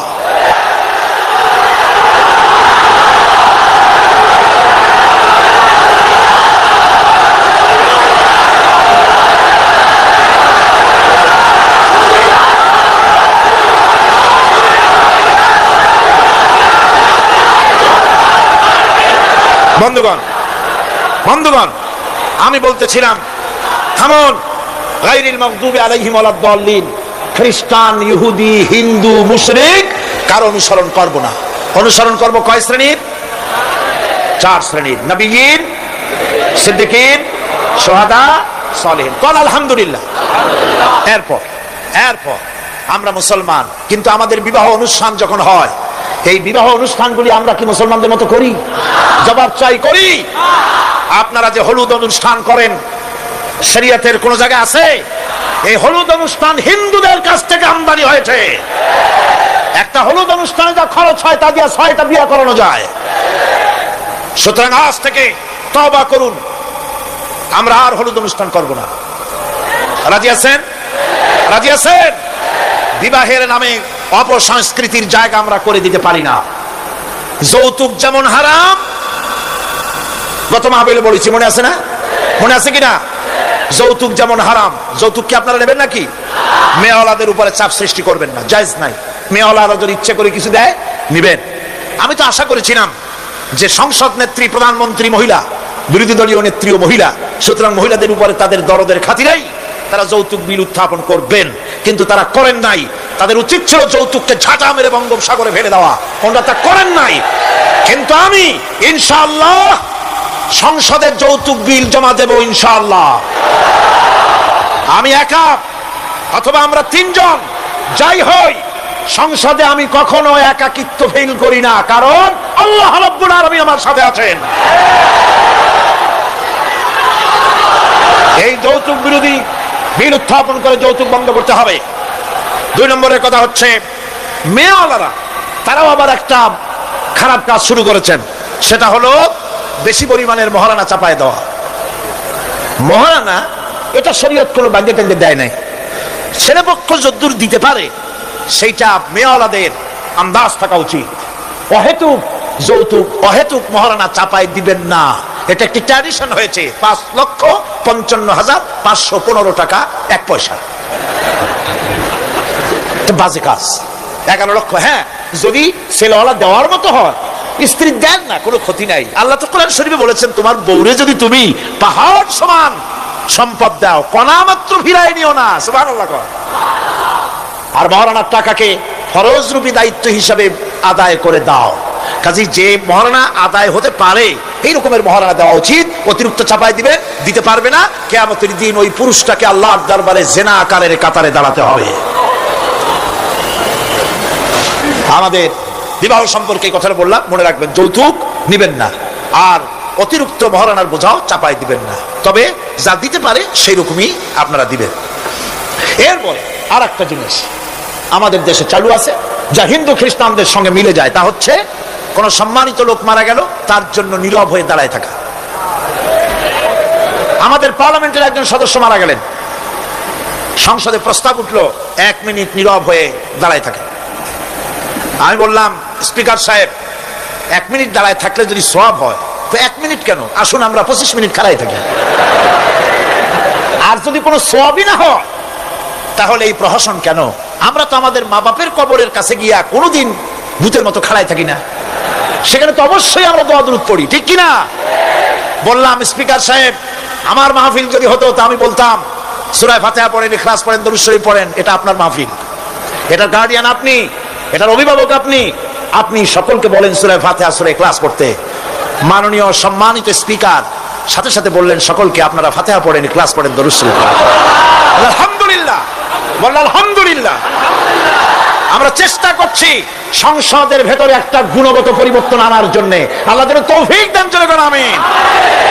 ভাইরা আমার, সুতরাং এই সমস্ত হচ্ছে খ্রিস্টান ইহুদিদের কাস্টমস, তাদের ট্র্যাডিশন, এর সাথে আমাদের কোনো সম্পর্ক নাই। হিন্দুরা খ্রিস্টানেরা কেউ মরে গেলে পরে দাঁড়ায় থাকুক, শুয়ে থাকুক, যেমনি পারে তেমনি করুক, কিন্তু আমি তো মুসলমান, আমি কি? জোরে বলেন আমরা কি? ইসলাম যা এলাউ করে না আমরা তা করতে পারি না, এটা যেন আমাদের সকলের মনে থাকে। বন্ধুগণ, এরপরে আমি আরজ করতে চাই, আমি মোনাজাতের দিকে এগোচ্ছি। আমি বুঝতে পারছি মানুষের প্রচন্ড কষ্ট হচ্ছে, মা বোনদের, ভাইয়েদের। এরপরে যে কথাটি আমি বলতে চাই সেটা হলো, বাংলাদেশ হচ্ছে ইসলামের ঘাঁটি, ইসলামের দুর্জয় ঘাঁটি। আমাদের এই দেশে আল্লাহর দ্বীন কায়েম করতে হবে, জমিন আল্লাহর।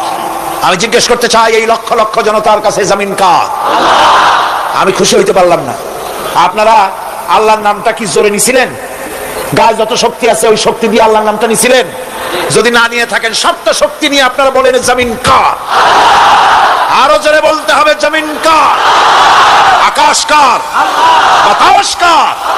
এ মানব গোষ্ঠী কার? আইন চলবে কার? সুতরাং আল্লাহর আইনের উল্টা ধর্মনিরপেক্ষতাবাদ, জাতীয়তাবাদ, পুঁজিবাদ, সমাজতন্ত্র মানি না, মানি না, মানি না।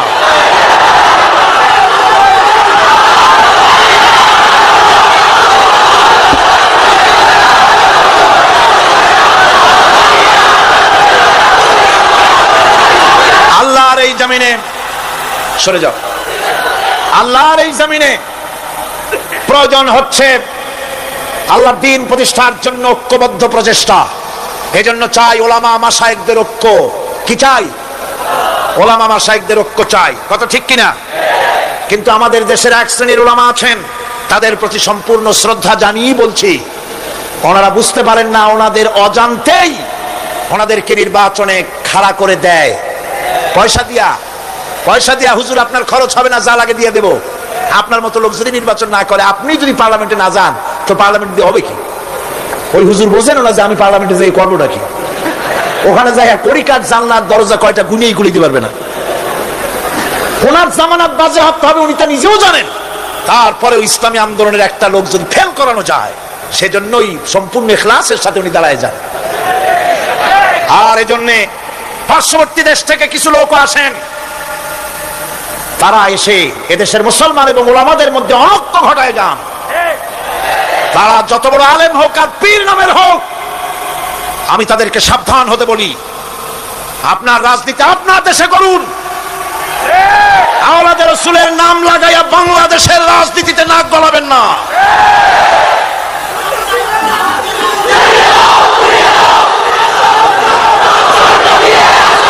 ওলামাদের এক হতে হবে। আমি ওলামায়ে কেরামদের খেদমতে আরজ করি, যদি এক আমরা না হতে পারি, দিন প্রতিষ্ঠা হবে না, কিয়ামতে আল্লাহর কাছে দায়ী হতে হবে। জনগণের কোনো দোষ নাই। জনগণের দোষ আছে? জনগণের দোষ আমি দেই না। বিশ্বাস করুন, যদি আল্লাহ না করুন এদেশে ইসলামী আদর্শ বাস্তবায়িত না হয়, ইসলামী স্টেট কায়েম না হয়, তাহলে কিয়ামতের দিন আলেম ওলামা পীরেরা জনগণের চাইতে সবচাইতে বড় আসামি হবে কিয়ামতে। আল্লাহ পাক এই জাতির ওলামাদের, এই জাতির রাহবারদেরকে ঐক্যবদ্ধ হওয়ার তৌফিক দান করুন। ওনারা যত ফতোয়া দেন, সমস্ত ফতোয়া ইসলামী আন্দোলনের বিরুদ্ধে। মদখোরের কাছ থেকে টাকা নিতে আপত্তি নাই, নিজের মঞ্চে জেনাকার খুনি মদখোরকে নিয়ে এক প্ল্যাটফর্মে বসে বক্তৃতা করতে আপত্তি নাই, কিন্তু ইসলামী আন্দোলনের লোককে মঞ্চে টাকা দেয় না। সমস্ত ফতোয়া ইসলামী আন্দোলনের বিরুদ্ধে তারা দেন। আমি তাদেরকে অনুরোধ করব, আসুন, ঐক্যবদ্ধ হওয়া ছাড়া পথ নাই আল্লাহর দ্বীন প্রতিষ্ঠার জন্য। আর মনে রাখবেন, আপনারা যে ষড়যন্ত্রের শিকারে পরিণত হয়েছেন, যদি দ্বীন প্রতিষ্ঠা না হয়, আর তারা যে স্বপ্ন দেখছে, ইন্ডিয়া এবং তার অনুসারীরা নাস্তিকরা যে স্বপ্ন দেখছে, তা যদি বাস্তবায়িত হয়, কে জামাত করে, কে শিবির করে, কে ফুরফুরার মুরিদ, কে সরসিনার মুরিদ, কে অমুক ইন্ডিয়ার পীর সাহেবের মুরিদ, পাকিস্তান পীর সাহেবের মুরিদ, এইগুলা তালাশ করা হবে না। হবে? ওই যে রাশিয়া এসে ঢুকছিল কোথায়, আফগানিস্তানে, সেইখানে সব আলেম ওলামারা জঙ্গলে যাইয়া এক হইল। ওই যে একজন বলছিল যে আমি গেলাম, আমার ছেলে গেল তার মামু বাড়ি, মাইয়া গেল তার নানা বাড়ি, বউ গেল তার বাপের বাড়ি, আমি গেলাম আমার শ্বশুর বাড়ি, যাই দেখি সব এক জায়গায়। এই লোকগুলি আলেম ওলামা পীর বুজুর্গ সব গিয়া পাহাড়ের মধ্যে এক জায়গায় হয়েছে। হায় হায়, সুন্নি কড়া সুন্নি, গোলাপি সুন্নি, ওহাবি ঠান্ডা সুন্নি, তারপরে দেওবন্দি, সব এক জায়গায়। হায় হায়, কি সর্বনাশটা করলাম। যদি ঐক্য থাকতাম, তাহলে কি আর রাশিয়া আমাদের উপরে হামলা হতে পারতো, করতে পারতো? চোখের পানি ফেললো, কানলো, একে অপরকে জড়াই ধরলো। তখন অনেক সর্বনাশ হয়ে গেছে, অনেক জীবন দিতে হয়েছে এই ঐক্যের পর। তারপরে আল্লাহ মেহেরবানি করেছেন তওবা করার কারণে। কিন্তু আমাদের দেশে অনৈক্যের কারণে, আল্লাহ না করুন, যদি এখানে ইসলামের দুশমন যারা, আজ তো তারা রেডিওতে বসে আছে, আজ তো তারা টিভিতে বসে আছে, আজ তো তারা নাটক তৈরি করে, আজ তারা সিনেমা তৈরি করে। गुलिस्तान के हर शाख पर उल्लू बैठे हैं, फिर अंजाम गुलिस्तान क्या होगा। ফুল বাগিচার ডালে ডালে হুতুম পেচারা বসে আছে, এই ফুল বাগানের অবস্থা কি হবে? নাস্তিক, মুরতাদ, বেঈমান সব এগুলিকে দখল করে আল্লাহর দ্বীনকে বুড়ো আঙ্গুল দেখাবার প্রচেষ্টা চালাচ্ছে। যদি তাদের স্বপ্ন কামিয়াব হয়, তাহলে মনে রাখবেন, ওই কাবলির মতো, যে কাবলি এসে দেখছিল যে বাঙালি ছেলে, বাংলাদেশি ছেলে, সে জাম খেতেছে, জিজ্ঞেস করছে তুম সব ক্যা খায়া করতে হো? बोलते हम सब जाम खाया करते हैं। काबली बोलते हम खा सकते हैं, क्यों नहीं, जरूर तशरीफ लाइए दरख्त पर और मजे से खाइए। আসেন গাছে ওঠেন, জমের খাওয়া খান। কাবলি উঠছে, এখন ও তো আর বোঝে না যে কোনটা ভালো লাগবে।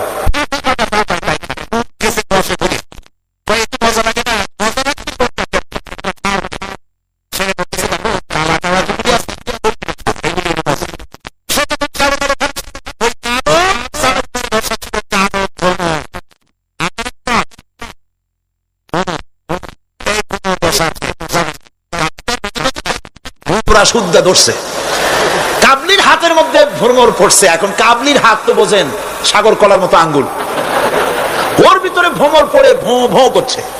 काबली बोलছে भों करो भां करो छोड़ेगा नहीं, काले काले जितने पाएंगे सब खा छोड़ेंगे। কালো পাইলেই হইছে।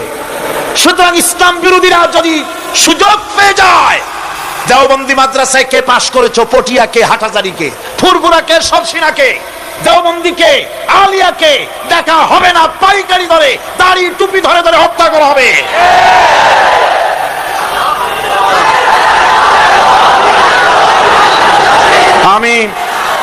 আমি অত্যন্ত বিনীতভাবে চট্টগ্রামের তাফসীরের কোরআন মাহফিলের পক্ষ থেকে গোটা দেশবাসীকে আহ্বান জানাই, আলেম ওলামাদের প্রতি বলি, আপনাদের পায়ে ধরি, ওলামা হাজরাত, পীর সাহেব কেবলারা, আপনাদের পায়ে ধরি, আল্লাহর রাস্তে ঐক্যবদ্ধ হন, ইসলামী আন্দোলনের বিরুদ্ধে ফতোয়া দিবেন না। এটি আত্মঘাতী কাজ, নিজেদের সর্বনাশ নিজেরা করছেন, নিজেদের পায়ে নিজেরা কুড়াল মারতেছেন। এরপরে আমি যুবকদের জন্য বলবো, যুবকরা তোমরা যারা মাহফিলে এসেছো, মাহফিলের যুবকরাই বেশি আসে আলহামদুলিল্লাহ। এই জন্য মাহফিলে ঠেকাবার, লোক ঠেকাবার জন্য কত যে চেষ্টা, তাদের চেষ্টার কোনো অবধি নাই। এই আমি আমার বিরুদ্ধে 1989-90 দুইটা বছর যা জ্বালানো হয়েছে, যেখানে যাই, আমি যাওয়ার আগেই হযরত হরতাল শরীফ আইসে হাজির, 144 ধারা হাজির। তো মাহবুদের মেহেরবানি, জনগণ কোরআনের পাগল, বাংলাদেশের জনগণ যেখানে 144 দিয়েছে সরকার, জনগণ সেখানে 288 বানায় দিয়েছে। এক পত্রিকায় দেখলাম সেখানে লিখেছে হরতালও সফল, তাফসীরও সফল। তা আবার কেমনে? তারপরে দেখলাম উনি নিজেই লিখছেন, তিনি আবার এখনকার সরকারের একজন মন্ত্রীও, প্রতিমন্ত্রী।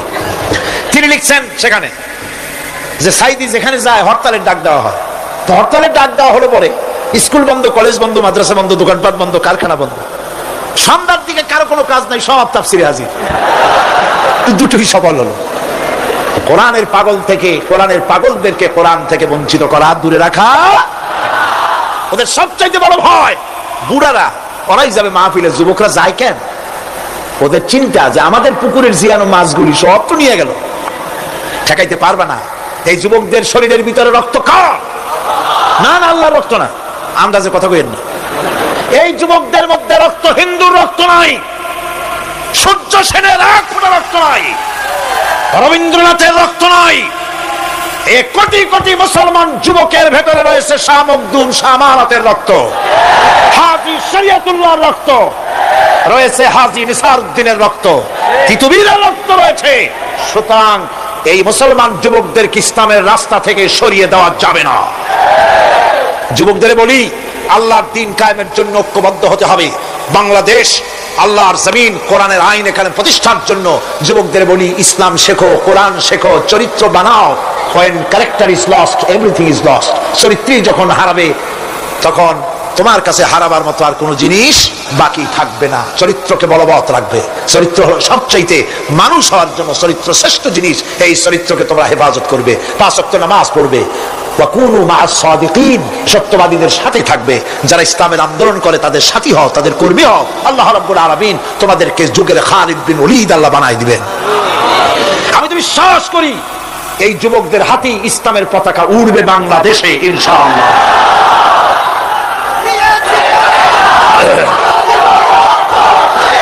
এই যুবকদের কথাই আল্লাহ পাকের নবী বলেছেন।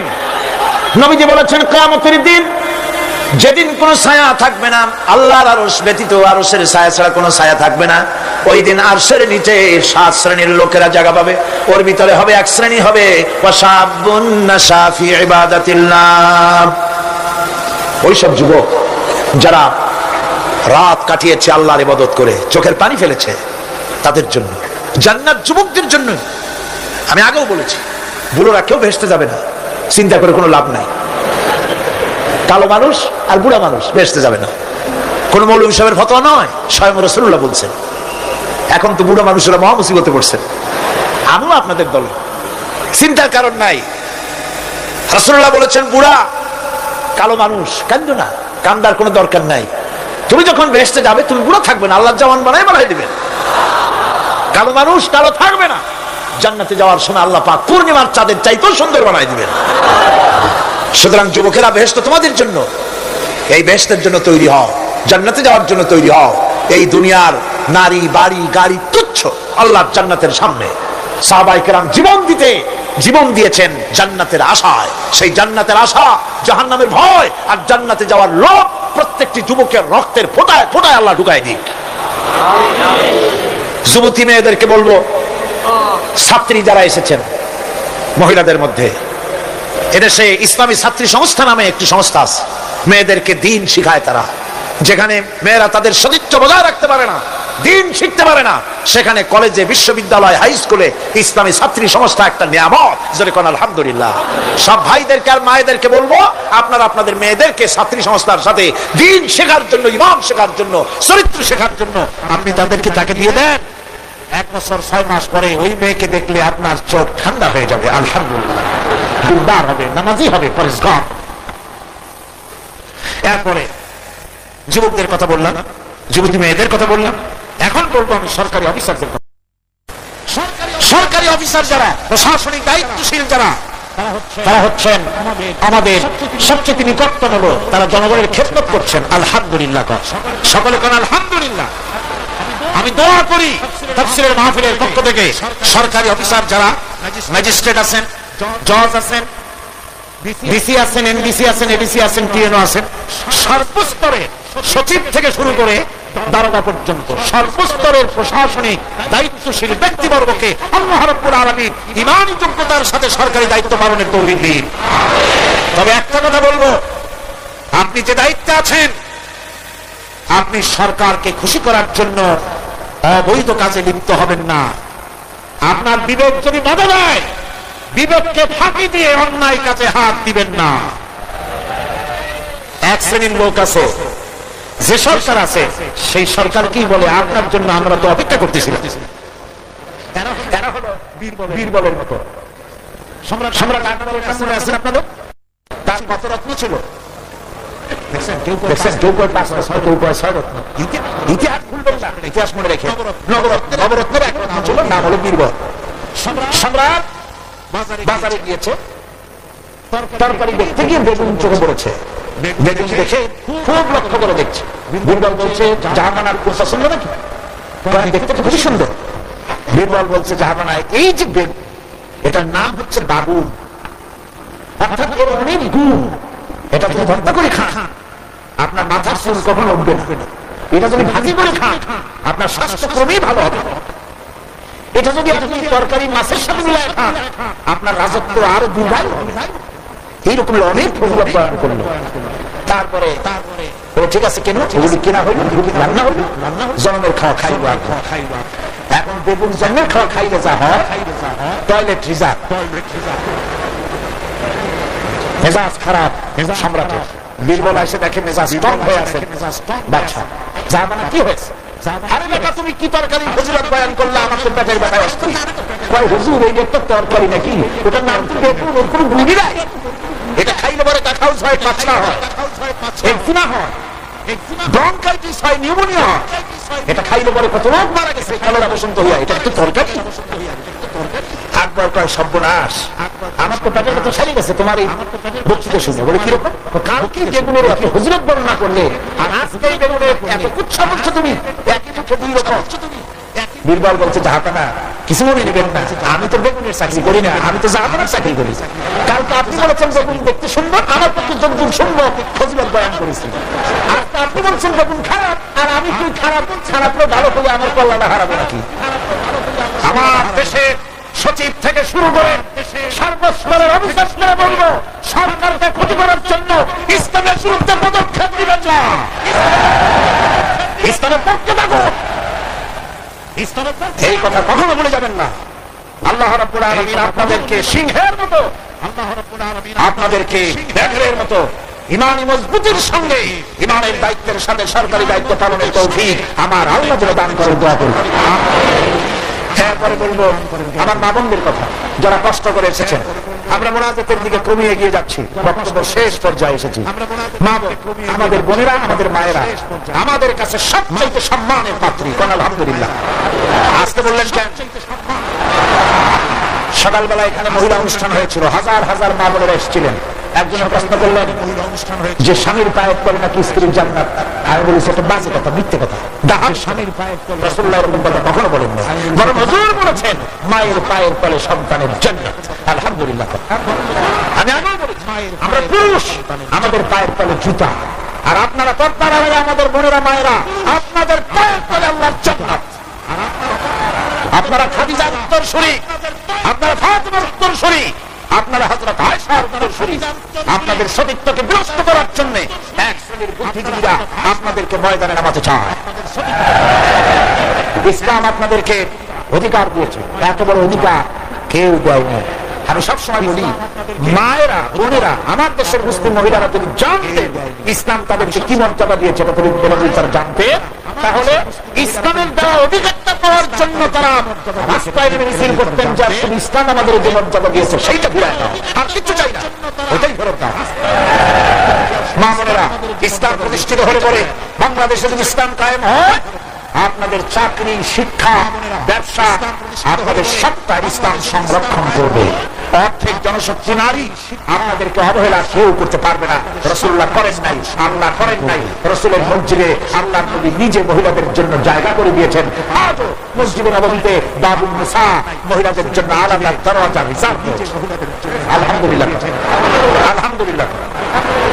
আমার মা বোনেরা, রাসূলুল্লাহ সাল্লাল্লাহু আলাইহি ওয়াসাল্লামের সব ছেলেরা ছেলে মারা গেলেন, বেঁচে ছিলেন সব মেয়েরা।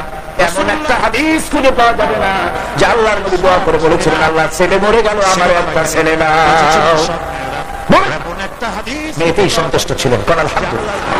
আমার হুজুর বলেছেন বিদেশে যাবে, বাজারে যাবে, কিছু না কিছু উপহার সামগ্রী বাড়ি কিনে নিয়ে যাও, আর ঘরের মধ্যে ঢুকে প্রথমেই দিবে মেয়েকে দিয়ে দেওয়া শুরু করবে। সুবহানাল্লাহ বলতে ইচ্ছা করে না মেয়েরা? প্রথমে কারে দিবা? মনে রাখবেন আপনারাও, প্রথমে মেয়েকে দিবেন, প্রথমে মেয়েকে দিবেন, মেয়েকে যত্ন করবেন। অনেক কতগুলো পুরুষ আছে বারবার মেয়ে হয় দেখে মুখটা কালো হয়ে যায়, বউকে তালাক পর্যন্ত দেয়। এগুলি যায়। মেয়ে নিয়ামত, মেয়ে কি নিয়ামত, মেয়েদেরকে সম্মান করুন, মেয়ে জাতিকে সম্মান করুন। পত্র পত্রিকায় দেখি স্কুল যখন ছুটি হবে,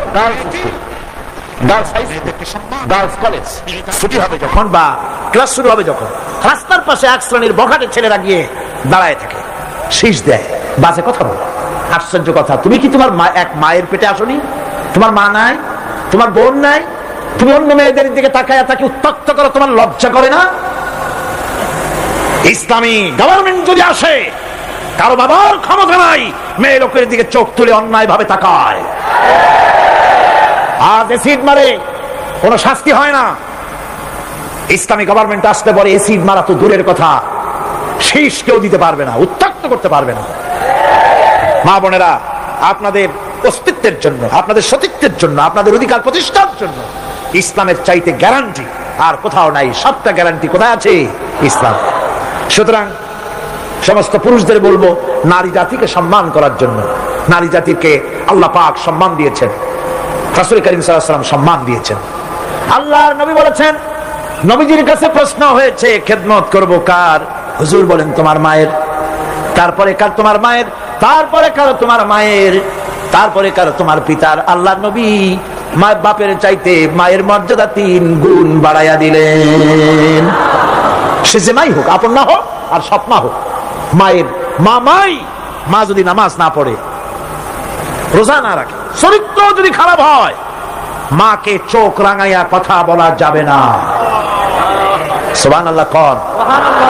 চোখ রাঙায় কথা বলা যাবে না, ধমক দেওয়া যাবে না, সেনসিটিভ পয়েন্ট।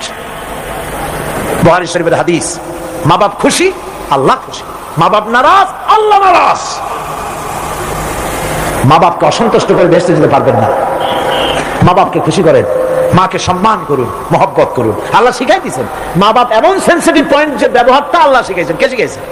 আল্লাহ রাব্বুল আলামিন বলেন, وَقُلْ لَهُمَا قَوْلًا كَرِيمًا। মা বাপের সঙ্গে সম্মানজনক কথা বলো, খবরদার বেয়াদবি করবে না। আর মা বাপের জন্য, তাদের জন্য আমি আল্লাহ রাব্বুল আলামিনের কাছে দোয়া করো, রাব্বিরহামহুমা কামা রাব্বায়ানি সাগীরা। পড়েন সবাই, রব্বিরহামহুমা কামা রাব্বায়ানি সগীরা। আল্লাহ রাব্বুল আলামিন শিখাই দিলেন বান্দারে, তোর মা বাপের জন্য আমার কাছে দোয়া করায়। আল্লাহ, আমার মা বাপ যেমন ছোট্টবেলায় আমাকে স্নেহের কোলে লালন পালন করেছে, মাবুদ গো আমার মা বাপকে তোমার রহমতের কোলে লালন পালন করো।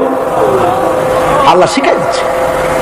হাদিস শরীফে এসেছে, হুজুর বসে আছেন মসজিদে নববীতে, সাহাবায়ে কেরাম বসা, এক বৃদ্ধা মহিলা প্রবেশ করেছেন মসজিদে, হুজুর তাকে দেখে দাঁড়ায় গেলেন। মহিলা আসার পর নবীজি নিজের গায়ের চাদর বিছিয়ে দিলেন। মহিলা চলে যাওয়ার পর সাহাবায়ে কেরাম জিজ্ঞেস করলেন, হুজুর একজন সাধারণ মেয়ে লোকের জন্য হুজুর নিজের চাদর বিছাইলেন, বুঝলাম না ফজিলত কি, চিনলাম না মেয়ে লোকটাকে। হুজুর বলেন, সাহাবীরা চাদর তো ভালো, হক তো আদায় করতে পারি নাই, চিনতে পারো নাই, তোমরা বুঝতে পারো নাই। আমি দুনিয়া আসার পর আমার মায়ের দুধ আমার কিসমতে তেমন হয় নাই, আমি আমার মায়ের যত্ন তেমন পাই নাই, স্নেহ আদর তেমন পাই নাই। যার বুকের দুধ খাইয়া, যার কোলে কাখে চড়ে আমি বড় হয়েছি, ইনি আমার সেই দুধ মা হযরতে হালিমাতুস সাদিয়া। বন্ধুরা, মা যদি বেঁচে থাকে, রাত্রে বাড়ি গিয়ে পায়ে ধরুন, বলেন মা অন্যায় করেছি, জীবনে বহু বেয়াদবি করেছি, আমার মাফ করে দাও। বিশ্বাস করুন, মা বাপের যদি খেদমত করেন, মা বাপ যদি রাজি থাকে, রিজকে, খাদ্যে, টাকায়, ইজ্জতের জীবনেও কষ্ট হবে না। মা বাপের খেদমত করুন, মা বাপকে ভালোবাসুন, শ্রদ্ধা করুন। আমার মায়ের, আমার বোনের, আপনারা যারা আসছেন, আপনারা আমাদের সম্মানের পাত্রী। ইসলাম আপনাদের কত অধিকার দিয়েছে প্রতি বছর বলেছি, আজ আর লম্বা কথা বলতে চাই না, শুধু বলি পর্দায় থাকুন, পর্দায় থাকুন, আপনার সম্মান আপনি রক্ষা করুন, পর্দায় চলাফেরা করুন, সন্তানদেরকে মানুষ করুন, তাদেরকে ইসলামের রাস্তায় চালান। মা বোনদের ব্যাপারে এই আরজ করছি, ঘরে ঘরে ইসলামের দুর্গ বানান, আপনার সন্তানদেরকে ইসলামের রাস্তায় আনেন, স্বামীকে নামাজি বানান, চরিত্রবান বানান, দিনদার বানান। এরপরে সব শেষে দেশের আইনজীবী, সাহিত্যিক, বুদ্ধিজীবী, সাংবাদিক, তাদের ব্যাপারে বলতে চাই, আপনারা জাতির বিবেক, আপনারা জাতির জন্য অনেক কিছু করতে পারেন। সাহিত্যিকরা, কবিরা, বুদ্ধিজীবীরা, সাংবাদিকরা অনেক অবদান রাখতে পারেন। আপনার একটা বেকায়দার খবর দেশের মধ্যে চাঞ্চল্যের সৃষ্টি করে দিতে পারে, আবার একটা ভালো খবর দেশের মধ্যে আমন আমান পয়দা করে দিতে পারে, ঠিক কিনা? ঠিক কিনা? সুতরাং সাংবাদিক বৃন্দ, আপনারা সম্মানের পাত্র, আপনারা নিজেদের সম্মানকে রক্ষা করে চলবেন, হলুদ সাংবাদিকতার পেছনে দৌড়াবেন না। প্রত্যেকটি কথা এবং কাজের জন্য আল্লাহর কাছে জবাবদিহি করতে হবে, এ কথা যেন সাংবাদিকদের মনে থাকে। আল্লাহকে ভয় করুন, আল্লাহকে ভয় করুন, আল্লাহকে ভয় করে সাংবাদিকতার মহান পেশায় নিয়োজিত থাকুন। হক কথা লিখবেন, জীবনের বিনিময় হক কথা বলবেনই, অন্যায়কে প্রশ্রয় দিবেন না, সত্যকে ঢেকে রাখবেন না, তাহলে কিয়ামতে আল্লাহর কাছে জবাবদিহি করতে হবে। আইনজীবী, বুদ্ধিজীবী, সম্মানের পাত্র আপনারা, আপনারা দেশের জন্য, জাতির জন্য কল্যাণজনক কিছু রেখে যাওয়ার জন্য চেষ্টা করুন। সব শেষ কথা সেটা হলো এই পৃথিবীর কাছে আমরা অনেক ঋণী, এই পৃথিবীর কাছেও আমরা অনেক ঋণী।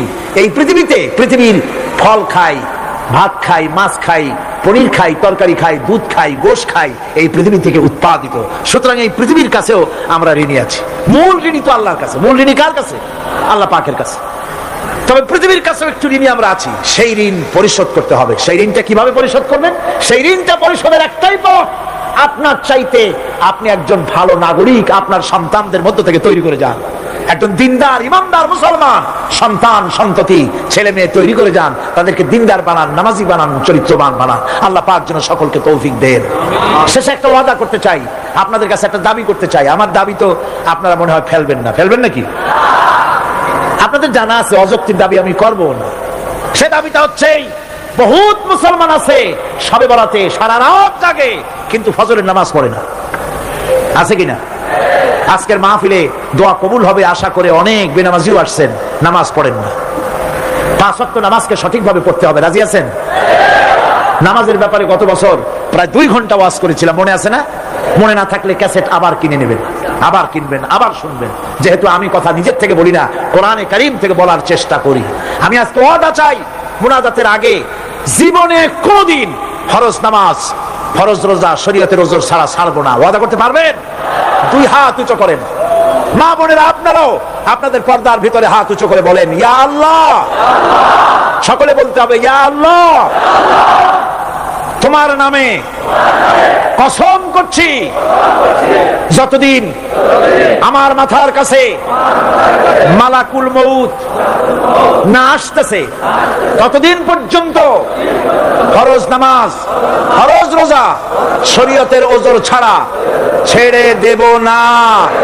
ইয়া আল্লাহ, আমার এই শপথ মৃত্যু পর্যন্ত পালন করার তৌফিক আমাকে দান করো, আমিন ইয়া রাব্বাল আলামিন।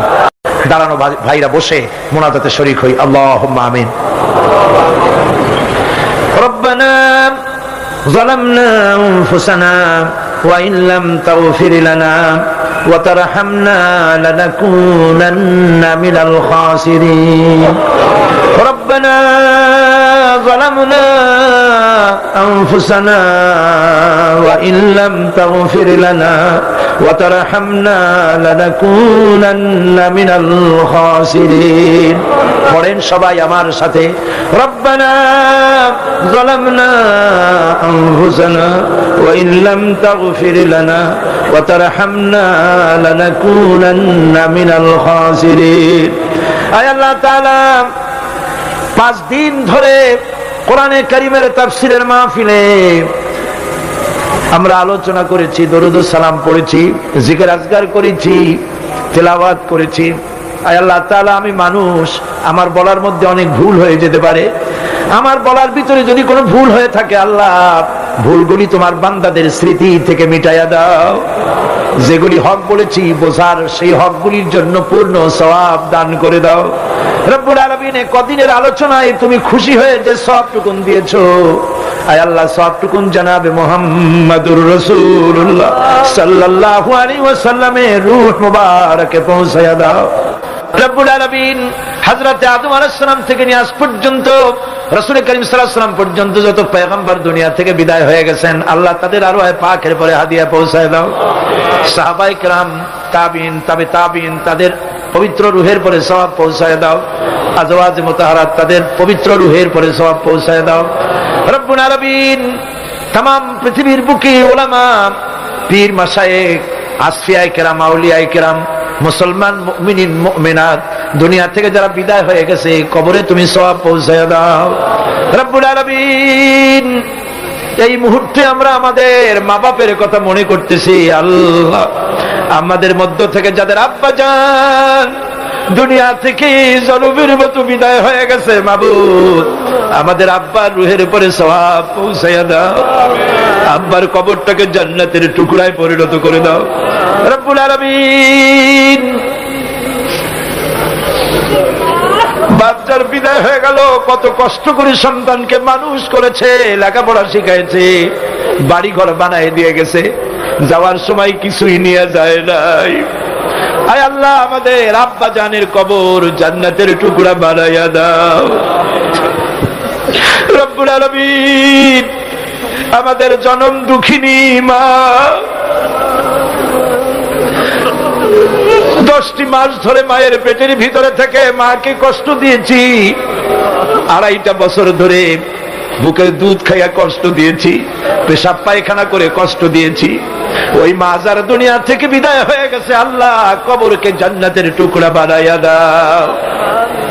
রব্বুল আলামিন, আমাদের মা বাপ যাদের বেঁচে আছে, আমাদেরকে খেদমত করার তৌফিক দিয়া দাও। রব্বির হামহুমা কামা রব্বায়ানি সগীরা। সবাই পড়েন, রব্বির হামহুমা কামা রব্বায়ানি সগীরা। আয় আল্লাহ রাব্বুল আলামিন, আমাদের দাদা দাদি, নানা নানি, শ্বশুর শাশুড়ি, আত্মীয় স্বজন যা মারা গেছে, কবরগুলিকে জান্নাতের টুকরায় পরিণত করে দাও। রব্বানা তাকাব্বাল মিন্না ইন্নাকা আনতাস সামিউল আলিম ওয়া তুব আলাইনা ইন্নাকা আনতাত তাওয়াবুর রহিম। সুবহানা রাব্বিকা রাব্বিল ইজ্জাতি আম্মা ইয়াসিফুন ওয়া সালামুন আলাল মুরসালিন আলহামদুলিল্লাহি রাব্বিল আলামিন। ওয়াজআল আখিরা কালিমাতিনা ইনদাল মাউত লা ইলাহা ইল্লাল্লাহু মুহাম্মাদুর রাসূলুল্লাহ। আসসালামু আলাইকুম ওয়া রাহমাতুল্লাহ।